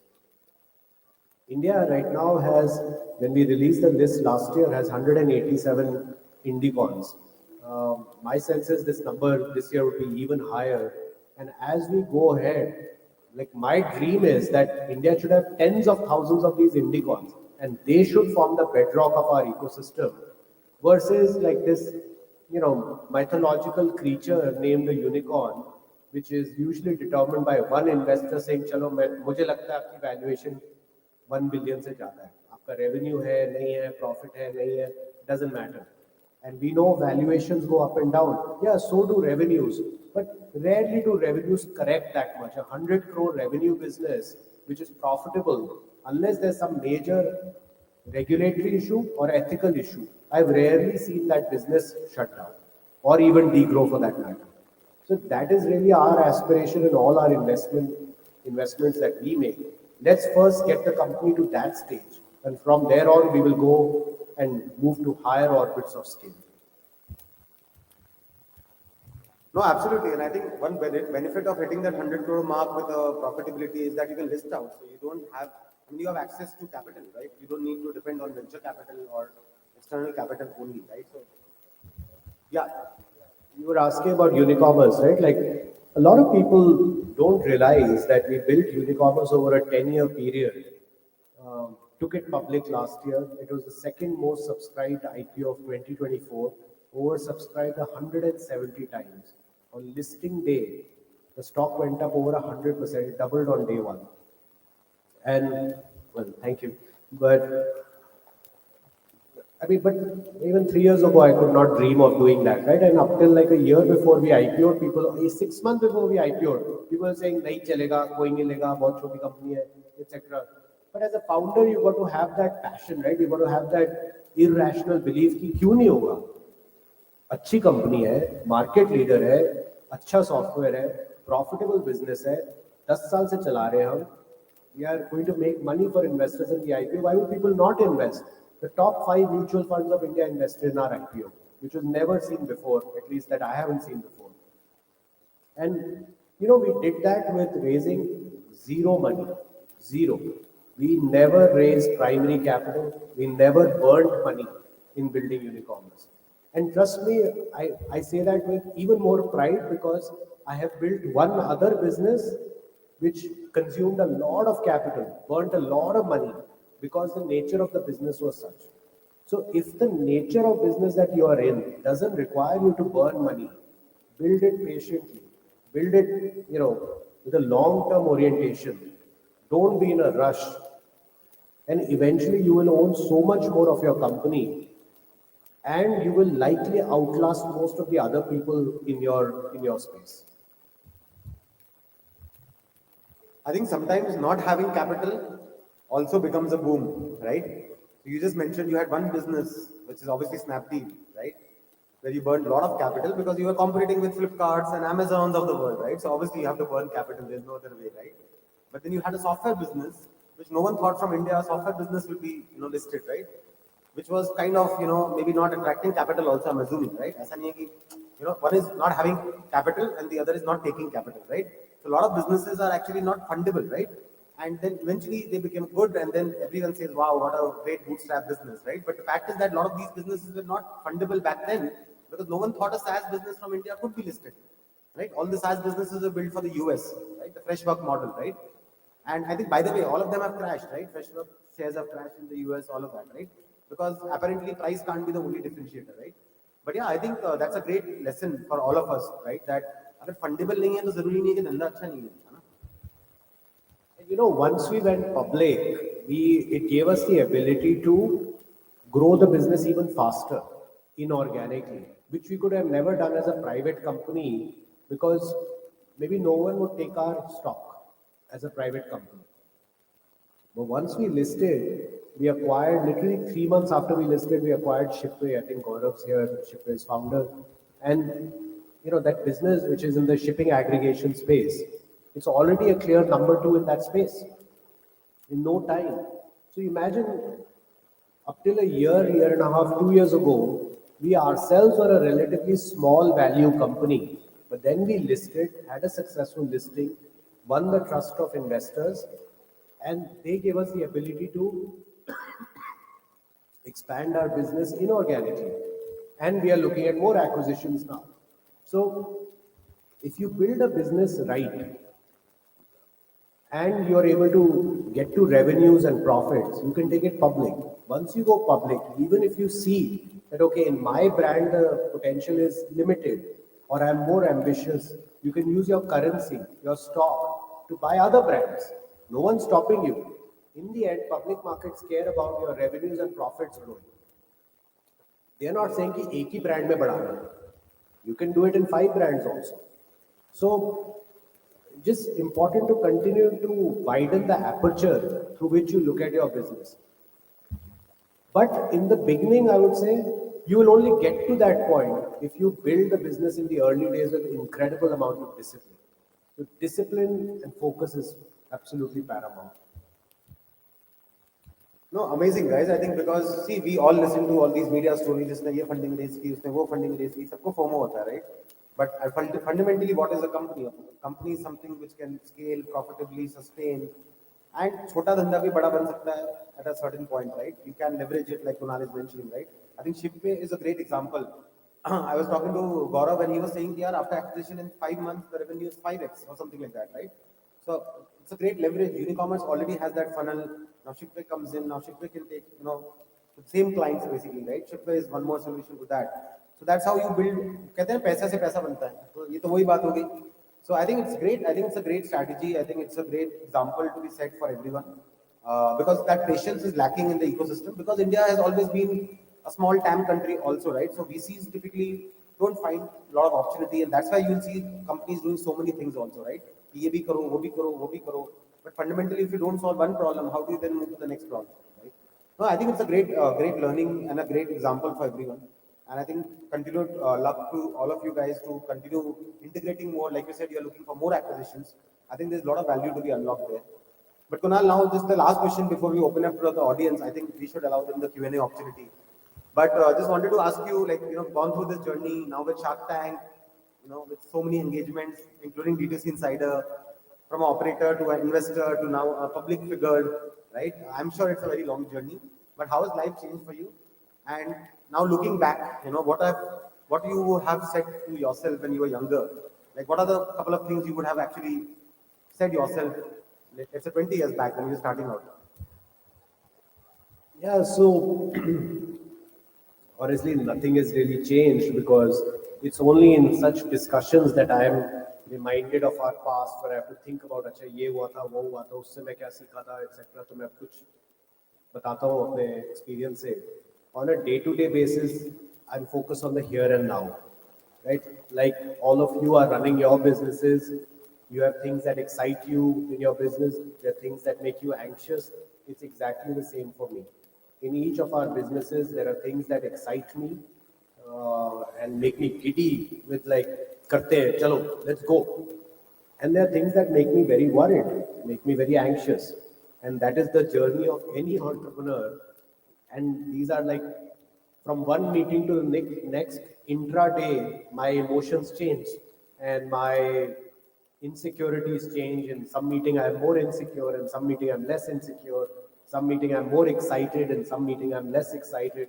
It's the same irrespective of your stage, your scale. As an entrepreneur, almost nothing changes. Maybe just there are more zeros in the end. Other than that, nothing else changes. So don't let anyone tell you that, you know, that somehow they have it really easy and all that. It's not like that. Like it's hard for everyone, but they do it because they have a sense of purpose. They have a sense of commitment to the cause. Because they really believe in what they are building. I mean, we really believe in what we are building. We really believe in all our businesses, Snapdeal, Unicommerce, Shiftway, Titan. We really believe in them. We believe we are serving a purpose in our country. We believe we are serving a purpose in society. We believe we are serving a purpose for our customers, whether they are businesses or individuals. We believe we are serving a purpose for our team members, particularly for our investors. It gives us a great sense of purpose. It energizes me to come every day to work and work 24/7. And I don't think that has ever changed. And I would argue, as you know, in some ways, I really consider myself and Rohit really blessed that even despite the many twists and turns, we got opportunities to come back again and again, which is very hard. Like oftentimes in business, once the rug gets pulled from under your feet, you just fall on your face. It's very hard to come back. But we got the opportunity to come back. I don't think it's only because of us. It was because of efforts of our team. I think it was just like I would say sort of cosmic powers that let us come back and gave us the opportunities to come and speak to such smart, young, ambitious people when you feel that I have something to share. But not everyone gets this chance to come back after they go through these twists and turns in their journey. I feel that in terms of, you know, a lot of time, I think we talked a lot about business, B2C, etc. But I'm sure many of you, if not all of you, I wish all of you become extremely successful. That's what our country needs. We need lots and lots of very successful entrepreneurs building lots and lots of very successful businesses, creating employment for lots and lots of people, and just through our products, services, upgrading the lifestyle of all the people, right? Like you guys are, this t-shirt I saw an ad like 3 days ago of some D2C brand. I ordered it, right? I've never worn it before. I came from the airport, I stopped home and stopped at my home on the way, and I was excited that this t-shirt has been delivered, and I literally changed into it and came. But this is a brand that I would otherwise never know, right? Like someone has taken the pain of saying a better t-shirt can be built because that founder probably felt a good t-shirt doesn't exist. As I forget the name, but like I'll look it up. But it is somewhere adding to society, right? It's adding to someone's happiness. It's adding to my happiness. It's adding to my comfort. It's adding to our society. And each one of you are doing that for our society, for our country, in ways that maybe even you don't imagine given your day-to-day hassles that you're dealing with. But you are all adding to it.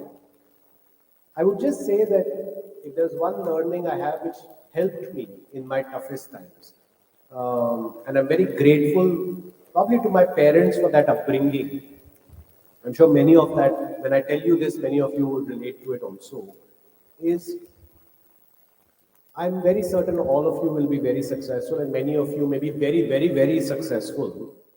And your financial means will grow a lot, right? A lot. I always made sure that as my financial means were going up with more success in my entrepreneurial investing life, there was always a big gap we kept between our financial means and our personal lifestyle. And if there was one big reason outside of the support of family, if there was one big reason why we could weather so many storms along the way, was because we had so much delta between what yes we could afford versus how we actually live. Doesn't mean we lived like paupers. We lived comfortably, very comfortably. But we never let these two converge. And so there's enough shock absorption then in the system. So as all of you, I wish you all a lot of success, and as all of you become very successful, if there's one thing I would say remember this, because everything else you'll learn anyways. No, amazing. And I think one of the points you mentioned, not everyone gets a chance to come back, right? So yeah, I think having seen the journey closely, cooperating with the Flipkarts and the Amazons of the world, and that battle, and I think the way Titan Capital has really played a role, and then the bounce back with Unicommerce, and now Shark Tank. So I think सबका time आता है ना? But at the same time, the entrepreneur also has to remain in the game, right? So I think that's very important. But yeah, I think that's what we call the founders we want to back, right? So the phoenix, right? So people who can bounce back, who can come out of from, because I think entrepreneurship will always have this ups and downs, right? So I think the key here is how we can stay in the game, right? So I think it's a very unique journey that way, because there are very few people who can actually come out of it, right? So I think kudos to both you and Rohit for staying in the game and also changing the game eventually. But yeah, that's it from my end. Kunal, I would like to just open it up for the Q&A. Let's have a couple of questions before we let you go. So guys, please go ahead. Yeah, we can take from the first one.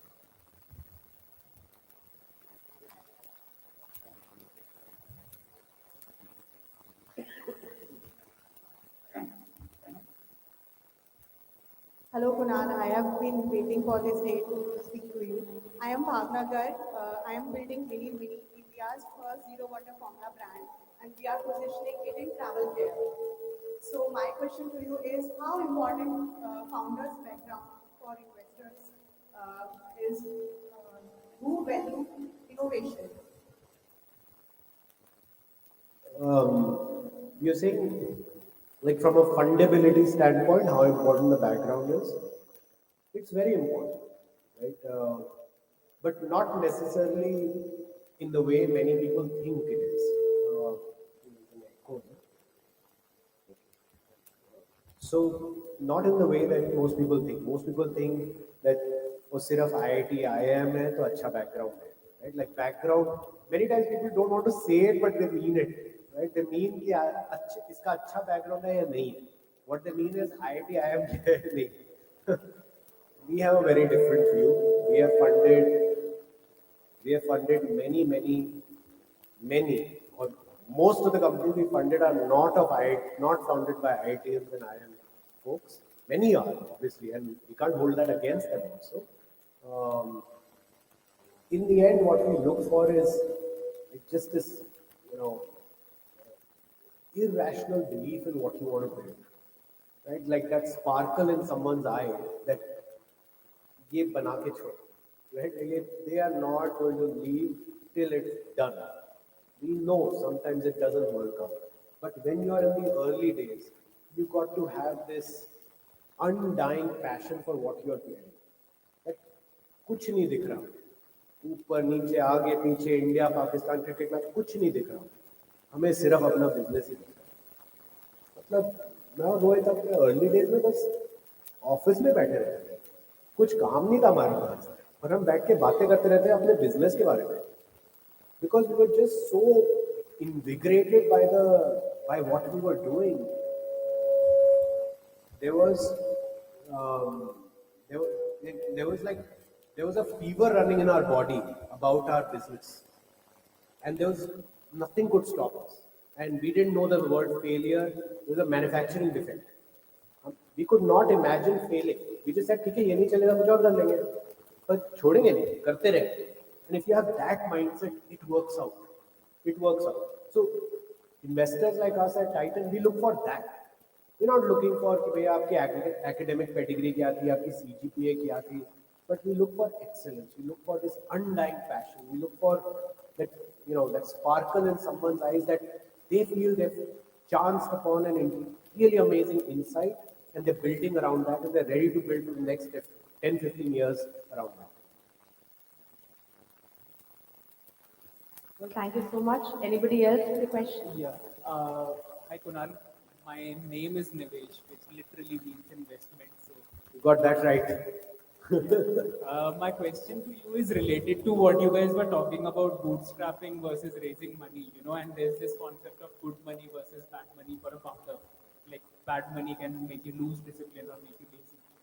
As a founder, what would you suggest to anyone to, how should a founder introspect and decide whether this is a good time for me to raise money, or am I just giving into the temptation of ambition, and probably I will end up raising bad money. Well, one thing I can tell you, if you come to Titan, you'll only get good money. But I don't know, I don't fully agree with the premise of what you said, that there is a concept of good money, bad money. I feel all money is good, all money could be bad. It's a question of context. Uh, as a founder, though, you have to know that it is your company. If there were, like, if I could change something about the past, I would say many times I see founders are overly deferential, overly, eager to please their investors. If my investor wants this, so I will do this. Don't. Listen to them. Understand what they are saying. Ask counter question, obviously, like politely and not like banging your fist on the table. Be professional about it. And what they may be saying is correct, but what they may be saying doesn't resonate with you, and tell them that I hear you, but I don't agree with you. And hence I will do what I have said I will do. So I don't necessarily feel there's a concept of good money, bad money, ugly money, etc. It's more contextual. Um, but in the end, it is your company. Your company is your company. My company is my company. We are accountable for our companies, and we have to make sure that the company is on the right path. We can't outsource that decision to someone who's put money in our company. Right? So, hence, to me, all money is the same. I have to decide what I want to do with it.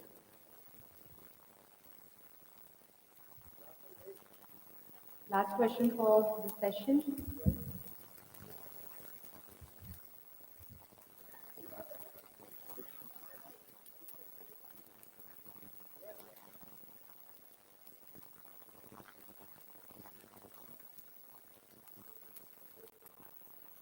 Hello.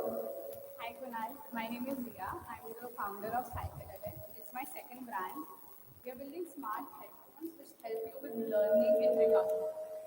We do not want to build wearables which are in the space of just tracking, but we actually also give you actionable insights such as custom music and neuromodulation. We've noticed, and please correct me if I'm wrong, you've not invested much into wearable devices. Is there a reason, and what we as a brand can, because we understand the challenges, we understand where the brands are getting stuck, but we also want to do something different. And while we are at it, your insights would be really very helpful to what a wearable can do different than anything else that exists in the market.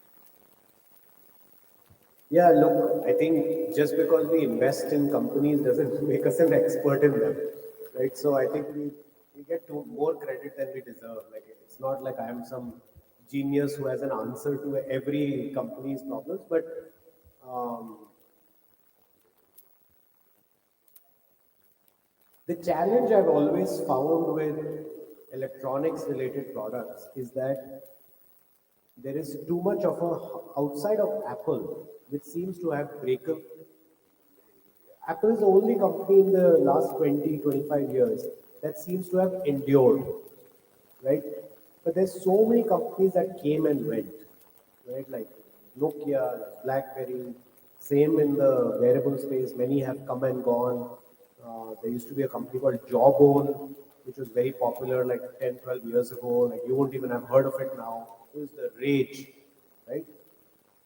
I always worry about the half-life of these businesses, right? Like, is the half-life too short?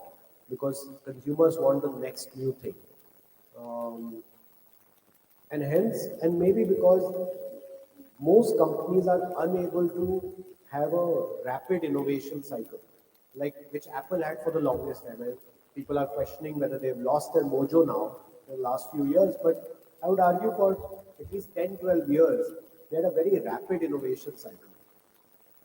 Name another brand where you see that.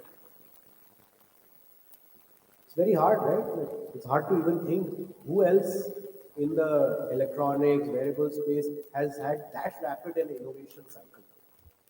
And I think that is the fundamental challenge. And as a result, the newness of a brand is the only draw for a brand.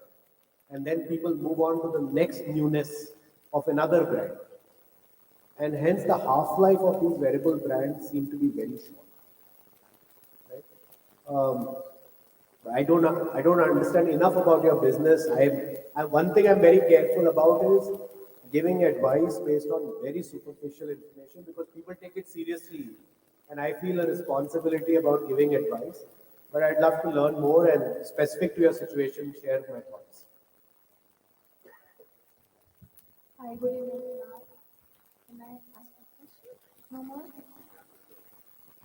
I can ask a question. Yes, Good evening, please. Kunal. Good evening. While everybody talks about the products, we talk about the packaging. We are from the founder of the platform.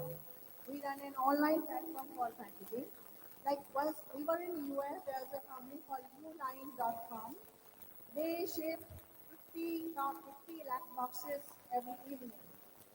We have almost 2,000 manufacturers and we are pan-India based. We want to become the Uline of India for packaging.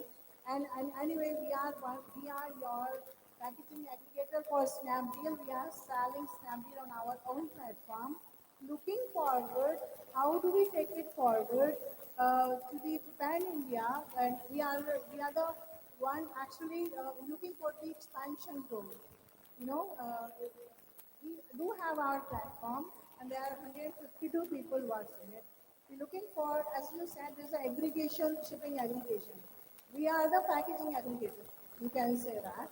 And I would love to have you on our board, and the investment is not needed there. We just wanted to, as you run a marketplace, we want to become the marketplace of packaging.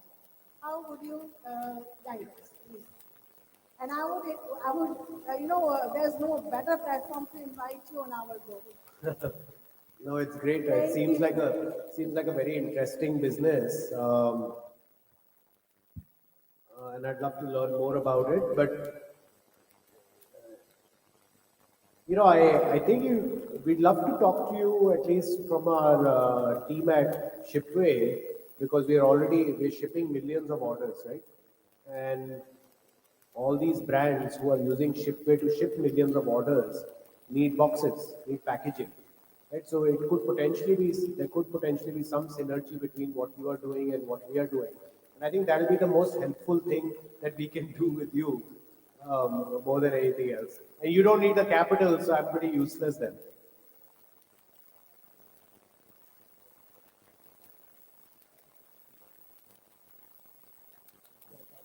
I'm unable to, maybe we'll chat afterwards, yeah? Thank you. Yeah, one last question. Hi, I'm Kamya. I'm the founder of Kiara for Her. It's a Western wear label for women. Now, you mentioned here in the panel that you should be patient while building a brand. But see today's world, seeing the growth, seeing the rapid growth everywhere, seeing how fast everybody is. I want to understand that is it actually the right approach to be patient, or is there any unconventional growth hack that you would suggest to me as a fashion brand, or is it just taking an investment is the hack, or like just I want to know that. Yeah, I think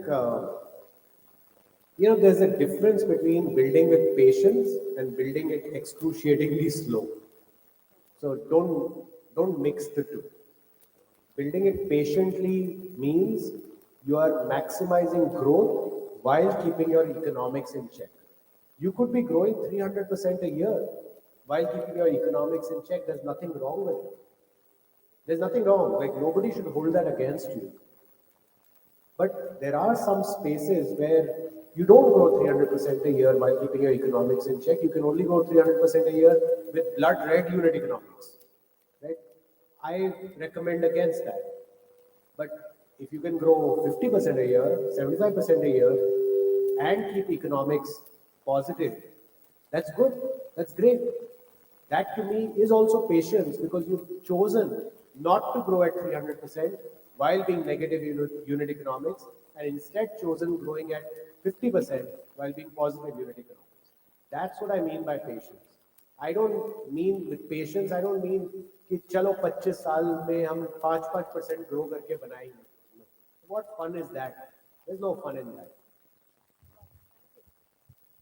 Well, thank you so much, everyone, for your questions, and thank you so much. Thanks a lot. Thanks a lot, everyone. Thanks a lot, Kunal. I think it's been a very engaging session and a lot of takeaways for all of us.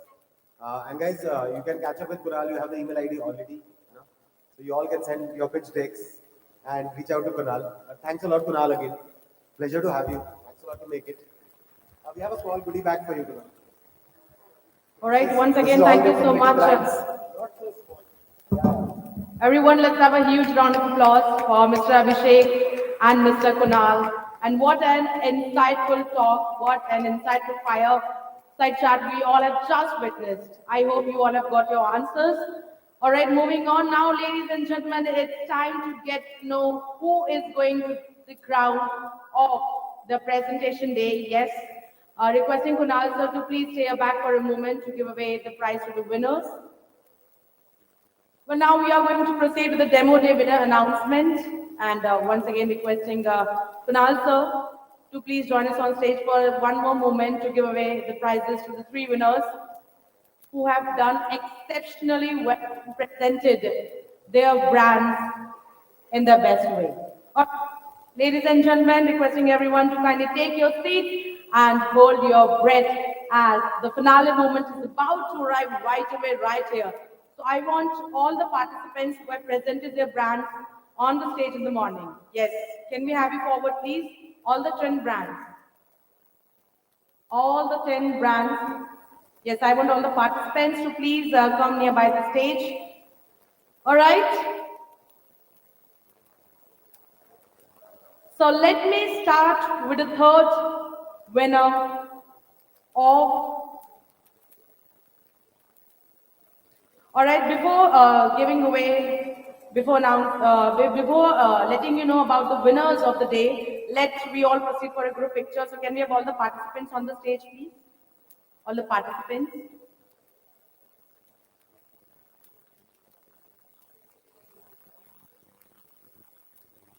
Kunal sir, can we join you? Can you join in the center, please? Thank you. Abhishek sir, please join us in the center.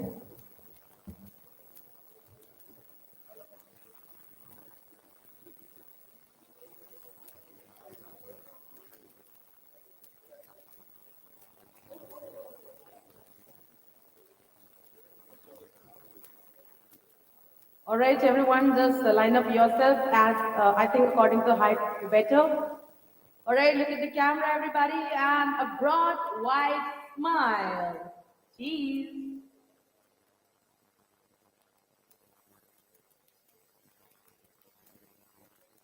Well, thank you so much. Everyone, let's have a huge round of applause for all the participants. Well, let me start with the third winner. Meanwhile, requesting everyone to kindly take your seats as we have ample amounts of seats waiting for you all. All right, to give away the third winner, I would like to invite on stage Ankita Balotia, our jury member, to join. Hello.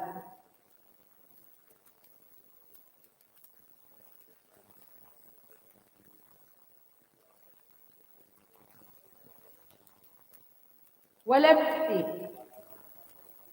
Any guesses? Who is going to win the third position, the third winner of the day? Any guesses? There are a lot many people. You are smiling and cheering for all the participants. Come on, guys. Yes, third winner. Any guesses? Any guesses? No?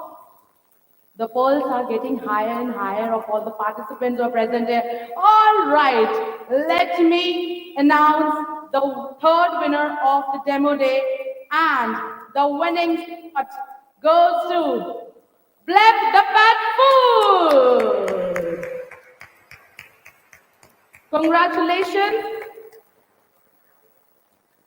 And you have won the check worth rupees 1 crore. Everybody, put your hands up together.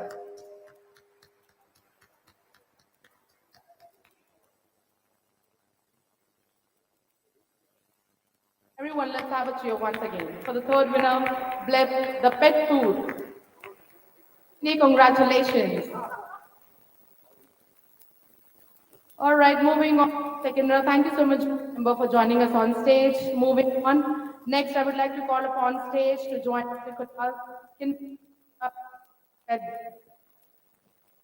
He has left, requesting you, sir, to join in on stage. Come on, everybody, let's have a huge round of applause. Okay, so the second spot goes to, even here you all have to. Yes, anyone? Okay, let me give you a clue. It is related to Hindutva. Absolutely correct. And the second spot goes to Divine Hindu. Congratulations.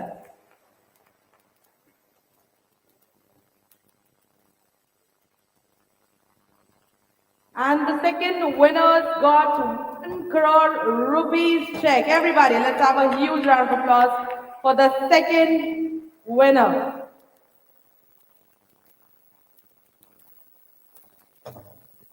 Many congratulations to Divine Hindu.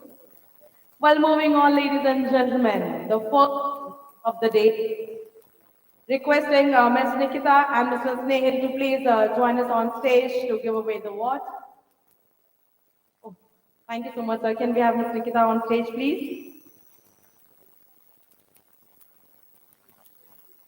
Well, ladies and gentlemen, hold your breath. And the first spot goes to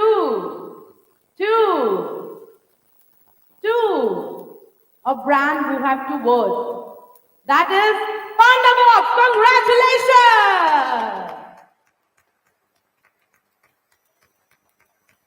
Well, all the stories that you guys have heard from your kid is now going through a massive increment. Many congratulations, Panda Box, for winning check worth rupees 1 crore. Everybody, give it up for the Panda Box.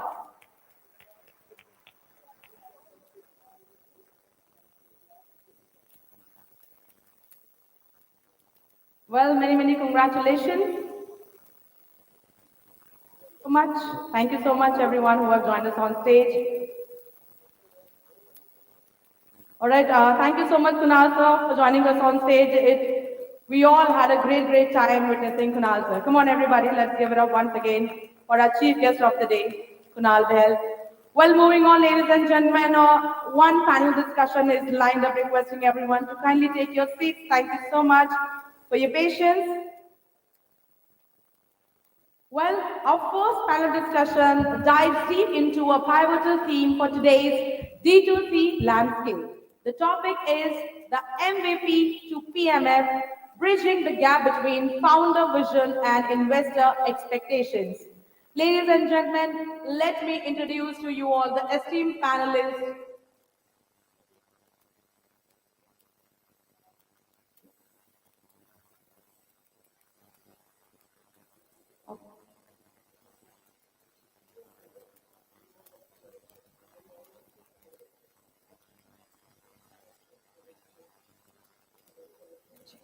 Well, ladies and gentlemen, everyone is requested to please take your seats back in the next 5 minutes as we are going to start with the next panel discussion. Thank you so much for your presence.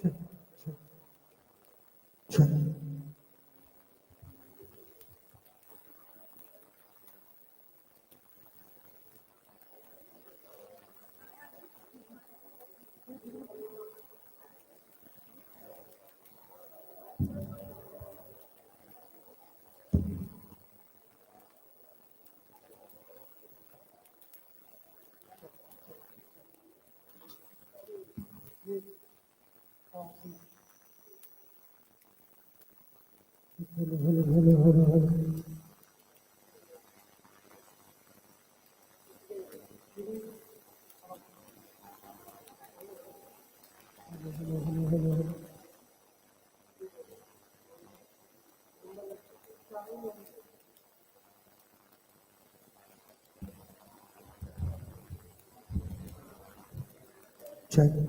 check, check, check.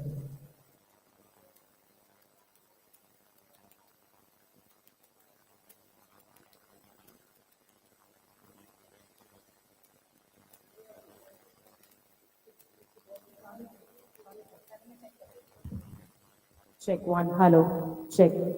Hello. Check one.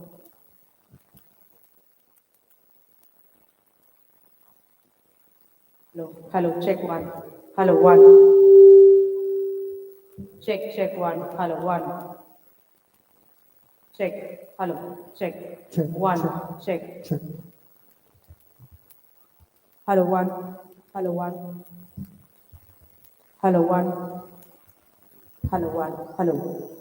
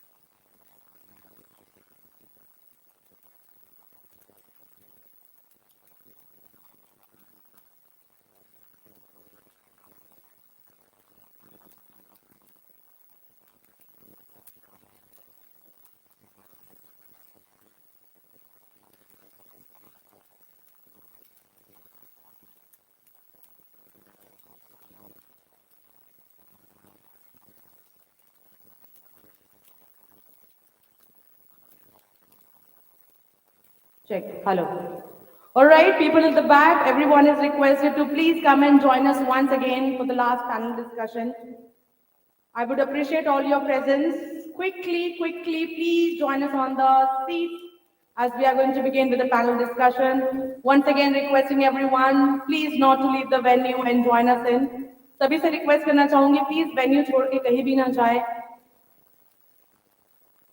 Take your snacks and come back to your seats as we are going to proceed with the panel discussion. Yes, ladies and gentlemen who are at the back, I know everyone is super busy in doing their networking, chit-chatting and having a gala time, but we all are going to give you that time as well after this panel discussion. आप सभी बैठ के बातचीत कर सकते हैं, खाना पीना खा सकते हैं और आज की शाम enjoy कर सकते हैं. But before that, I want everybody to please come back and join us on your seats. Yes, people at the back, सभी से रिक्वेस्ट करूंगी प्लीज आप सभी जल्द से जल्द आ जाएं और हमें ज्वाइन करें for the next session.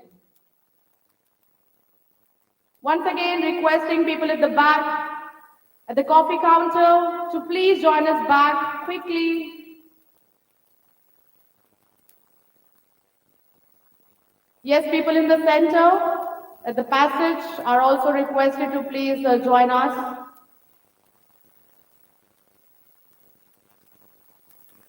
Also, I would like to request all our jury to please come and join in back.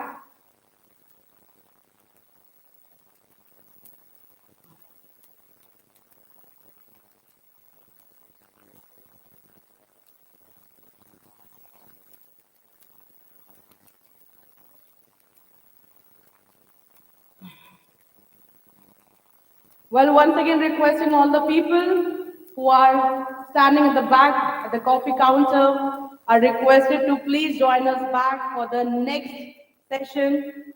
There is just one more panel discussion that has been left.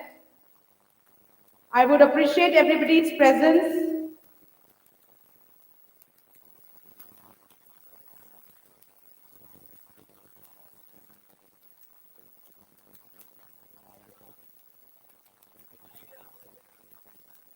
Once again, जितने भी लोग पीछे खड़े हैं, मैं चाहूंगी please आप सभी बैठ जाएं as we start with the panel discussion.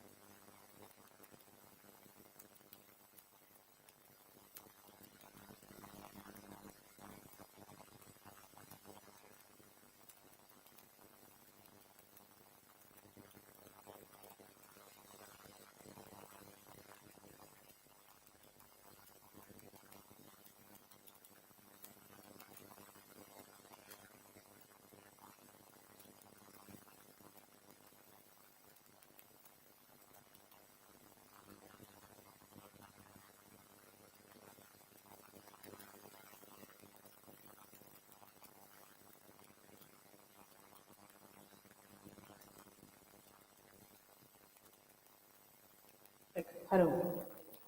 Well, ladies and gentlemen, people at the back, once again मैं सभी से रिक्वेस्ट करना चाहूंगी, प्लीज आप सब आगे आ जाएं और सीट्स बहुत सारी खाली हैं, बैठ जाएं. Let me come by myself to call each and everyone.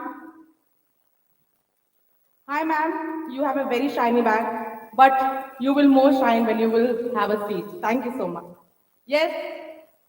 So, I am witnessing you from past 3 years. You are very good at talking. I would like to have your attention towards the stage for next. Yes, that's it. Join us. Gentlemen, please join. Please take your. You have to come, please. Nobody can, and I'm here. Please take your seats, sir. There are a lot of ample amount of seats. Please. Please. Okay, people here. Sir, please.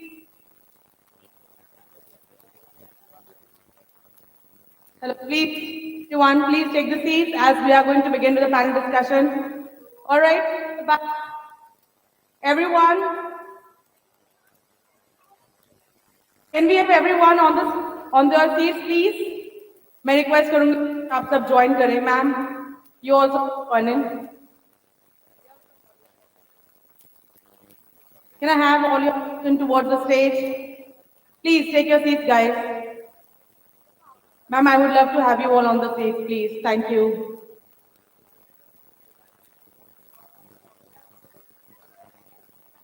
All right, yes.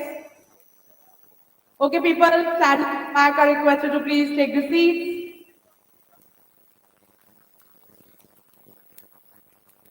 Requesting our teammates to please get all the people present at the corner to please join us on the stage, near the stage.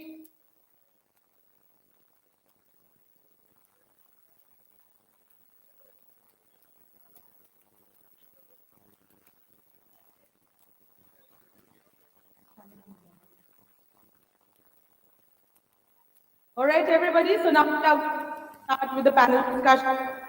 I hope everyone is elated to hear from the experts what we are bringing on the table. Yes, so the panel discussion topic is about the MVP to PMF, bridging the gap between founder vision and investor expectations. All right, to start up with the panel discussion, first I would like to introduce you all to the esteemed panelists who are going to be present here. All right, first here with us we have Angad Bhatia, founder, Men's XP, iJiva, Hype, a serial entrepreneur building leading lifestyle platform. Everybody give it up for Mr. Angad Bhatia.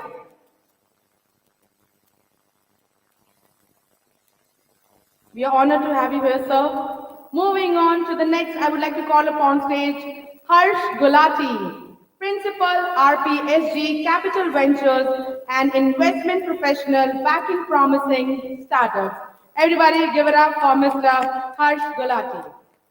Come on, everybody is energized and charged up, I feel, after the tea and coffee.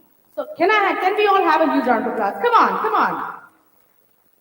All right. Next here with us, we have Riya Gupta, founder, The Wincy Beauty, a founder passionate about the beauty industry. Everybody, give it up for the beautiful lady. Next here with us, we have Kriti Gupta from Peak XV, a leader in the financial services sector. We extend a very warm welcome to you as well, ma'am. And the last panelist here with us, we have Bhisham Bhateja, co-founder and director, The Man Company, a driving force behind a successful men's grooming brand. Everybody give it up for Bhisham Bhateja.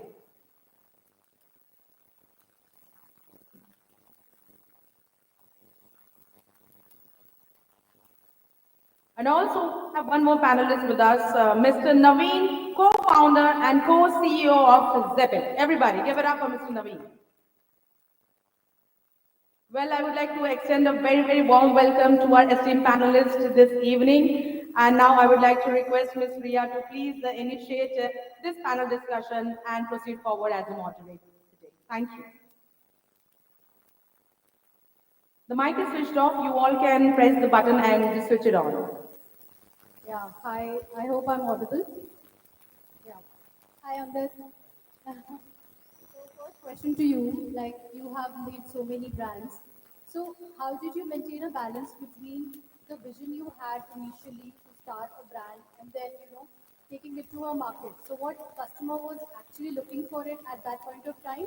And like, from MVP to product market fit, what has been your journey? Yeah, I think for most businesses, you start off with a hypothesis, you keep working on it, and until you figure out where bigger market opportunities lie. So, I can take an example for men's XP.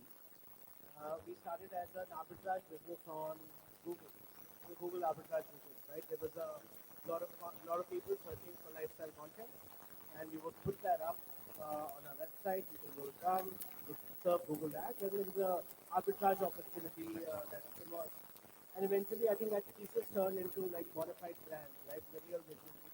We figured as a media brand, you could have have not only a large audience, but your ability to be able to impact culture, build a positioning, build for like progressive masculinity. I think there's a lot of stuff which you can do as a media brand, which is driven by market opportunities, but eventually your brand narratives take over. I think also, these brands obviously have also matured as consumption on Instagram started. Our Instagram channel, our YouTube channels with tens of millions of subscribers. So I think these are all additions and ancillary sort of business verticals, which would be very similar, say in B2C. You have quick commerce as your main channel now, right? Start off with Amazon, start off with B2C, move to marketplaces, move to quick commerce. So I think in the media universe, the platforms change, but the construct and the conduit to reaching the audience sort of as a template remains similar. And as media was changing a lot when you were launched, and there has been quick commerce and things, as you said, there has been a lot of media has been changing. So what all made you change? Like I would not say change, improvise. You have improvised a lot as a marketplace. So what made you that change? I mean, media brands, technically, you always start with a strong voice, and then you eventually sort of cater to what the audience is telling you. So, from a business model point of view, I don't know if you know, most of you would know GQ outfit, right? It started in 1930s as a men's garments catalog, right? So people would literally take a catalog of men's garments to wholesalers, shopkeepers, and eventually it's a iconic sort of men's lifestyle magazine. I think for us, like I said, right, we started off building on the back of Google. We moved on to social and became like a leading voice on Instagram and YouTube channels. Our shows became very popular, not just on MXP, but on iDiva. And then on the back of that, we built a creator network. It's called Hype. It started with talents like Kusha Kapila and Dolly Singh, and built shows like the South Delhi Girls, etc. So I think eventually, as platforms keep maturing, we keep building new audiences on these new platforms. Yeah, I think fundamentally, though, it's still a men's lifestyle brand, as is iDiva as a women's lifestyle brand. So I think fundamentally it's the same business. Just platforms of discovery have evolved. Thank you so much for that. Hi, Harsh. I would like to ask you a question from the point of view of investors. Okay. So, a lot of founders, they have pre-assumption about, what actually investors are looking at. So from product market fit, like what do you exactly, how would you make it very simpler for our audience where you can make us understand what investors are actually looking for? Hey guys, how many of you are founders here? Okay. And is this a question all of you also have? The investors, kya dekho?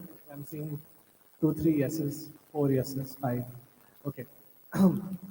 Fundamentally, investors are at the core in it to come in early and hopefully ride the uptrend and make money. Okay? Fundamentally, 101. Now, number one, at an early stage, what we guys are looking for is 3, 4 things. So I'll list them down. Number one, is the market large enough to actually build a large business? Okay? Even if you're a great founder operating in a very, very small market, the chances of many investors liking you is lesser. If it's a large market, that's always a plus. Number two, is there really a need gap? Okay, PMF means very different things, and as you start building in your business, whether you're a 1 crore brand or a 100 crore brand or a 1,000 crore brands, you'll have different levels of PMF that you need to keep solving for at different times. But the one core thing which I think all early founders need to understand is, are you solving a real problem? Is there a need gap?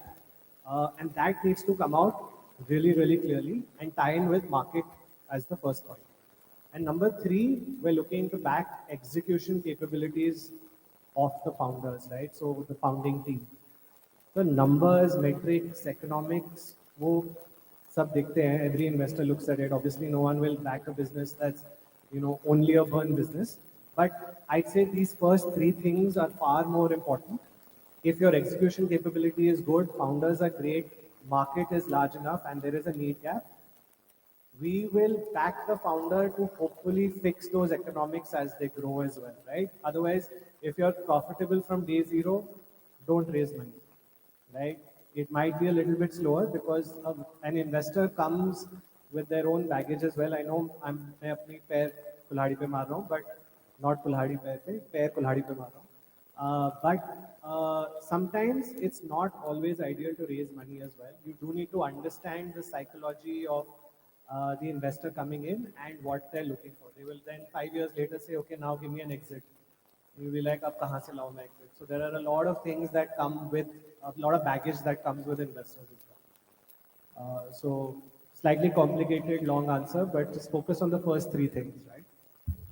Thanks for that. Very insightful. Hi, Kiti. Kiti, you're coming from an enabler side. You enable a lot of founders.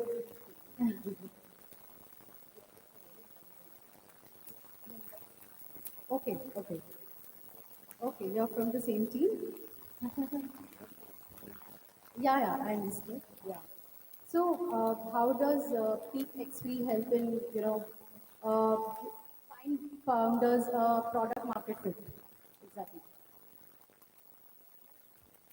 If I may take the liberty to change the question a little bit. Yeah, sure. Folks Peak 15, like RPSG, is also an early stage venture capital fund. And we look at investments all the way across from consumer, financial services, software, and the likes. Like formerly we were Sequoia India, and like as of a year and a half back, we rebranded ourselves and became Peak 15. In terms of I guess the question, so I'll still try to answer your question, which is like, how do we play our part in terms of enabling startups? Look, honestly, we are financial investors, so the biggest thing that we bring to the table is capital.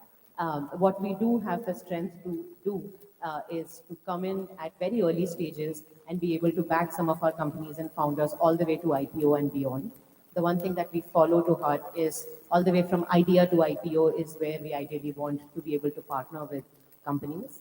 So we do have like different funds dedicated to startups at each stages. Now, while capital is the most important part, we do actually have a 60 people strong team in portfolio support that effectively does all the way from hiring key personnel in the team to building up like board, like as we took some of our companies public, we pretty much like ended up helping the founders build the entire board to get ready for public markets, all the way from like legal, financial services, hiring. So I would say like we try and do everything that we can, but of course we are only on the backseat for the most part. Thank you so much. So basically, we know you as like the first brand who started in a man's grooming company, like which is like quite famous and we know it. So what is your initial assumption of what market is really prepared for that grooming? And when you actually launched your product, was it able to, you're able to create a gap which was, you were catering at that point of time.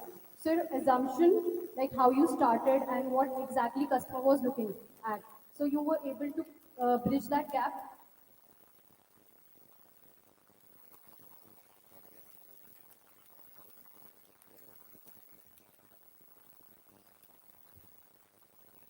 Hello.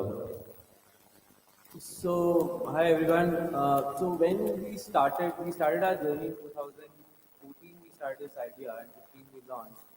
So that time, our hypothesis, and that was a fact actually. So there were no brand targeting directly to the men.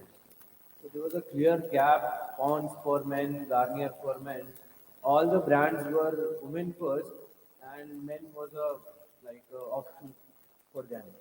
So nobody was targeting them, and then we did some research, some market surveys from friends, family, like you must have spoken to 50, 100 people. All of them, yeah, they wanted to use a men's product, but nobody was targeting them. So we have had people saying that मैं तो अपने driver को पैसे देता हूँ face wash ले आता है. So there was a clear, we could find that if we target these people and they have money, they will definitely try to at least explore new products which are targeted towards men. And there were few things there were hypotheses. There was no men's brand.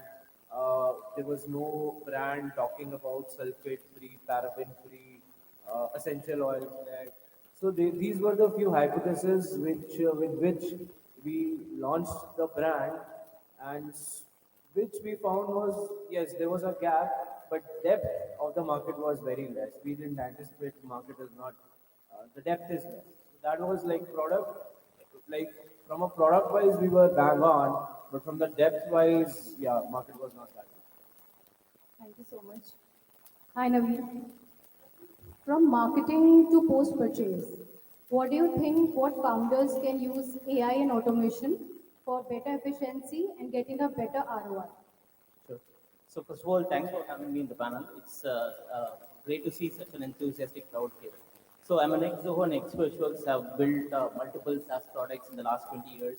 And one of the key pain points that we have seen in the B2C brands is they tend to use multiple tools in an attempt to improve the customer experience, right? So if they are on Shopify or let's say e-commerce or Magento, they use tools like tools for managing the reviews or a tool for tracking the loyalty points, customer service tools, the help desk tools, the chat tool, and marketing automation tool, and so on, right? So because of using multiple tools, the data gets scattered across different places. So a marketer of a brand doesn't have a unique, single source of truth to look at the various customers. And so they tend to send out multiple messages to the customers at a relevant time, right? So this is exactly what we wanted to solve at Zepic. So we have built Zepic as a customer data and engagement platform from the ground up. So brands will be able to maybe collate all the data from different sources and be able to send out the right messages at the right time. And with the AI, we have something called Zini, our AI engine, which makes it easy for the marketers to create campaigns all by themselves without having to, let's say, depend on the technical engineers or the dependents. Thanks. I've been meaning to ask this because I'm using embedded in SaaS. But like with agentic, do you reckon the need for these vertical SaaS stacks being sort of put together through an agentic layer is going to be like the de facto on how entrepreneurs, B2C operators operate, or do you reckon it's like people will build the agentic layer and then buy the, like, what do you reckon is going to happen to this entire category? So at Zepic, we have built or envisioned Zepic as a platform from day one, right? So we have built the customer data as the single source of truth, and on top of it, we started off as a marketing automation. So going forward, it can be extended to, let's say, CRM or help desk or any other platform. So, and we have infused in AI in every single aspect of the customer experience. Be it, let's say, if you want to segment the customers, you'll be able to do that, or sending out the campaigns or setting up the automation, you'll be able to do that. So, all comes from our experience from Zoho days, where we always see or build the product as a platform play. Is there a machine learning play in this? Suppose we set up a campaign and it doesn't work, and the next time he guides us. Yes. So yeah. So Zini is built in the AI engine.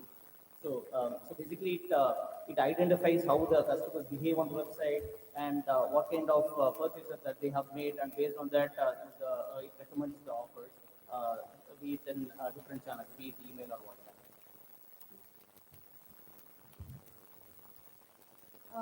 Any of you have any question regarding MVP to product market fit?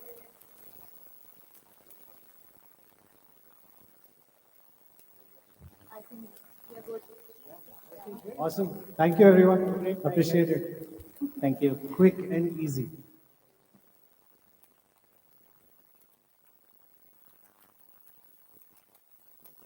Hello, check. Now I would like to request all our panelists to please come forward for a quick photograph. Can we have you all in the front for a group photograph? Yes, everyone, please line up in the front.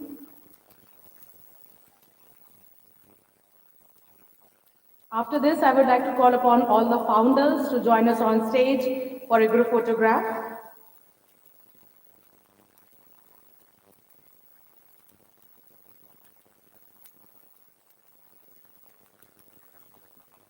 Thank you so much, panelists, for joining us on stage. Everyone, let's have a huge round of applause for all our esteemed panelists. Come on. After this, I would like to have all the founders, Elevate Cohort 3 founders, to please join us on stage. Can we have all the founders, please, on stage?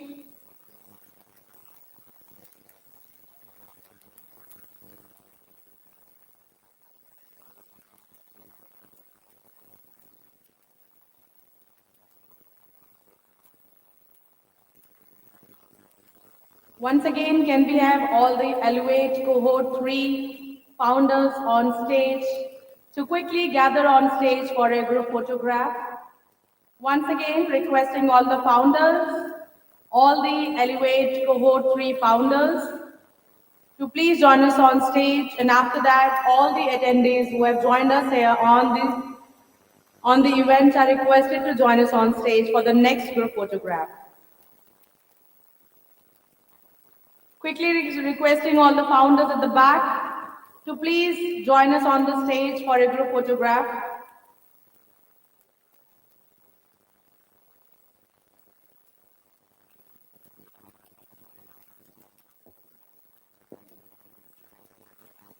Yes, everyone, please line up in the center. Up in the center. We have ample amount of space. Few people can come up in the front.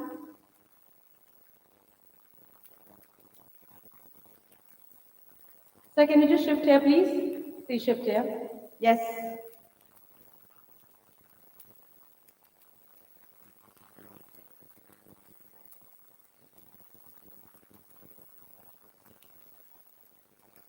Yes, requesting others to join us in the front.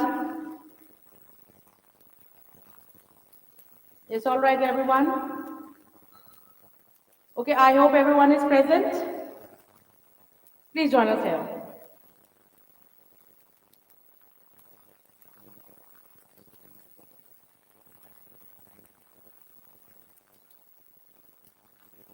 I think few people can stand in the front. Yes, I think few of you can come down and stand here, like this. Yes. Come on, come on. Anyone? Yes. Three. I want two more people to join in here so that we have a clear picture of everyone's face. So while you're standing in the back, come in the front. Come on, quickly shift in, shift in, shift in. Yes.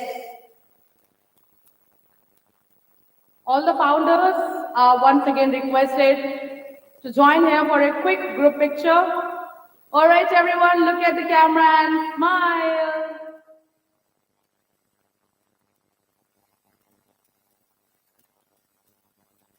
All right. All the happy faces, smile.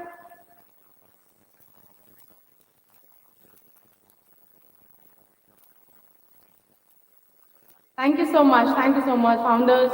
Well, after this, requesting all the attendees to please join us on stage for a group photograph? Yes, all the attendees are requested to join us on the stage for a group photograph. जितने भी attendees आज आए हैं उनसे मैं request करना चाहूंगी please आप सब आगे आए for a group photograph. All the attendees, do not hesitate to come up on stage for a group photograph. I am here waiting for you all. Come on, ladies and gentlemen. Yes, everybody, please join in on the stage. All the attendees.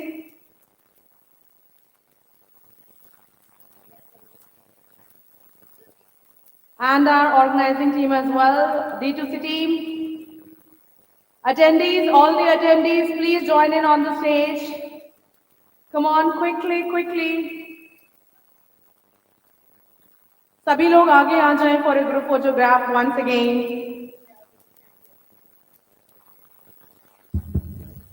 Guys, please come over for a group photo. Everyone, please come over for a group photo, guys. Please come over, we'll take a group photo. Come over. All right, people in the back. आ जाओ, ऊपर आ जाओ, guys, सब लोग ऊपर आ जाओ. आप नीचे चले जाओ. And people on the left corner are also requested to join in on the stage for a group photograph. Everyone, please quickly join in. It's a humble request to each and everyone present. Guys, come over. Guys, come over. We'll have a group photo. Please come. भाई आ जाओ, सब लोग आ जाओ. Come, come.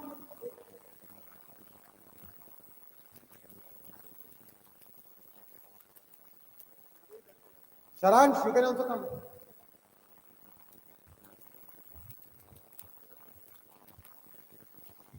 आ जाओ guys, सब लोग आ जाओ.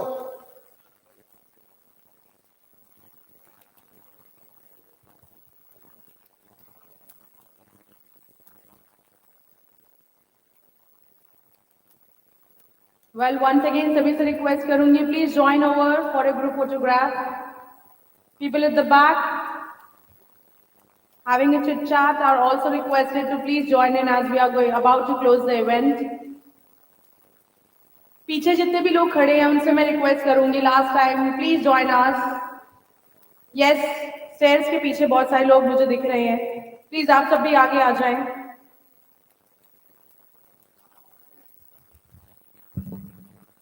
All right, everyone, look at the camera and smile. Say cheese.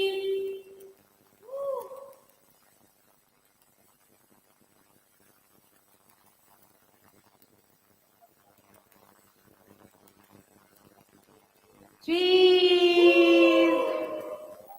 Okay, I'll say D2C, everyone will say hip hip hooray. Okay, 3, 2, 1. Team D2C, hip hip! Hip hip! Hip hip! Thank you so much. Let's have a huge round of applause. Come on, everybody. Woo! And let's do one more pose with the victory in your hand. Everybody, let's do the victory in your hand. And smile and look at the camera. We for victory. Everybody, we for. Thank you so much. Thank you, everyone. Thank you so much, sir. And also requesting all the team members to please join in on stage. Closing with you.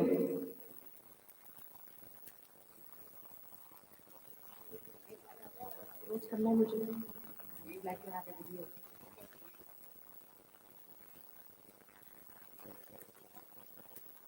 All right, once again requesting all the team members to quickly join us on stage for a group photograph. Well, ladies and gentlemen, what an incredible day it has been. I hope you have enjoyed the insightful discussion, gained valuable insights, and made meaningful connections. Before we wrap up, I want to extend a special mention to our partners who have made this event possible. A big thank you to our supporting partner, Zepic. A shout out to our ecosystem partner, Head Start, venue partner, The Collective, media partner, the Startup News, FYI. Last but not the least, our goodie bag fulfillment partner, At Justify, thank you for adding that extra touch of delight to our event. Well, now as we conclude, I, Akansha Gupta, is signing off for the day, and I invite you all to please continue your conversation and networking over dinner, and also requesting each and every one that do not forget to collect your goodie bag while exiting the event. Have a great time ahead. Good night and drive safe back. वैसे कहते हैं ना दोस्तों, जिंदगी बहुत लंबी है, जल्द मुलाकात होगी. Bye bye.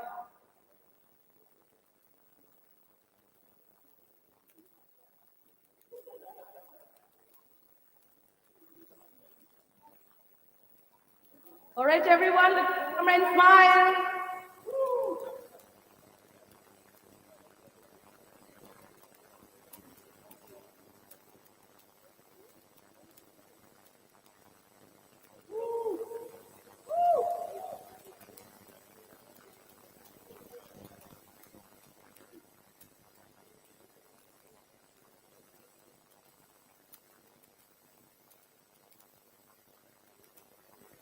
All right, we will take a video.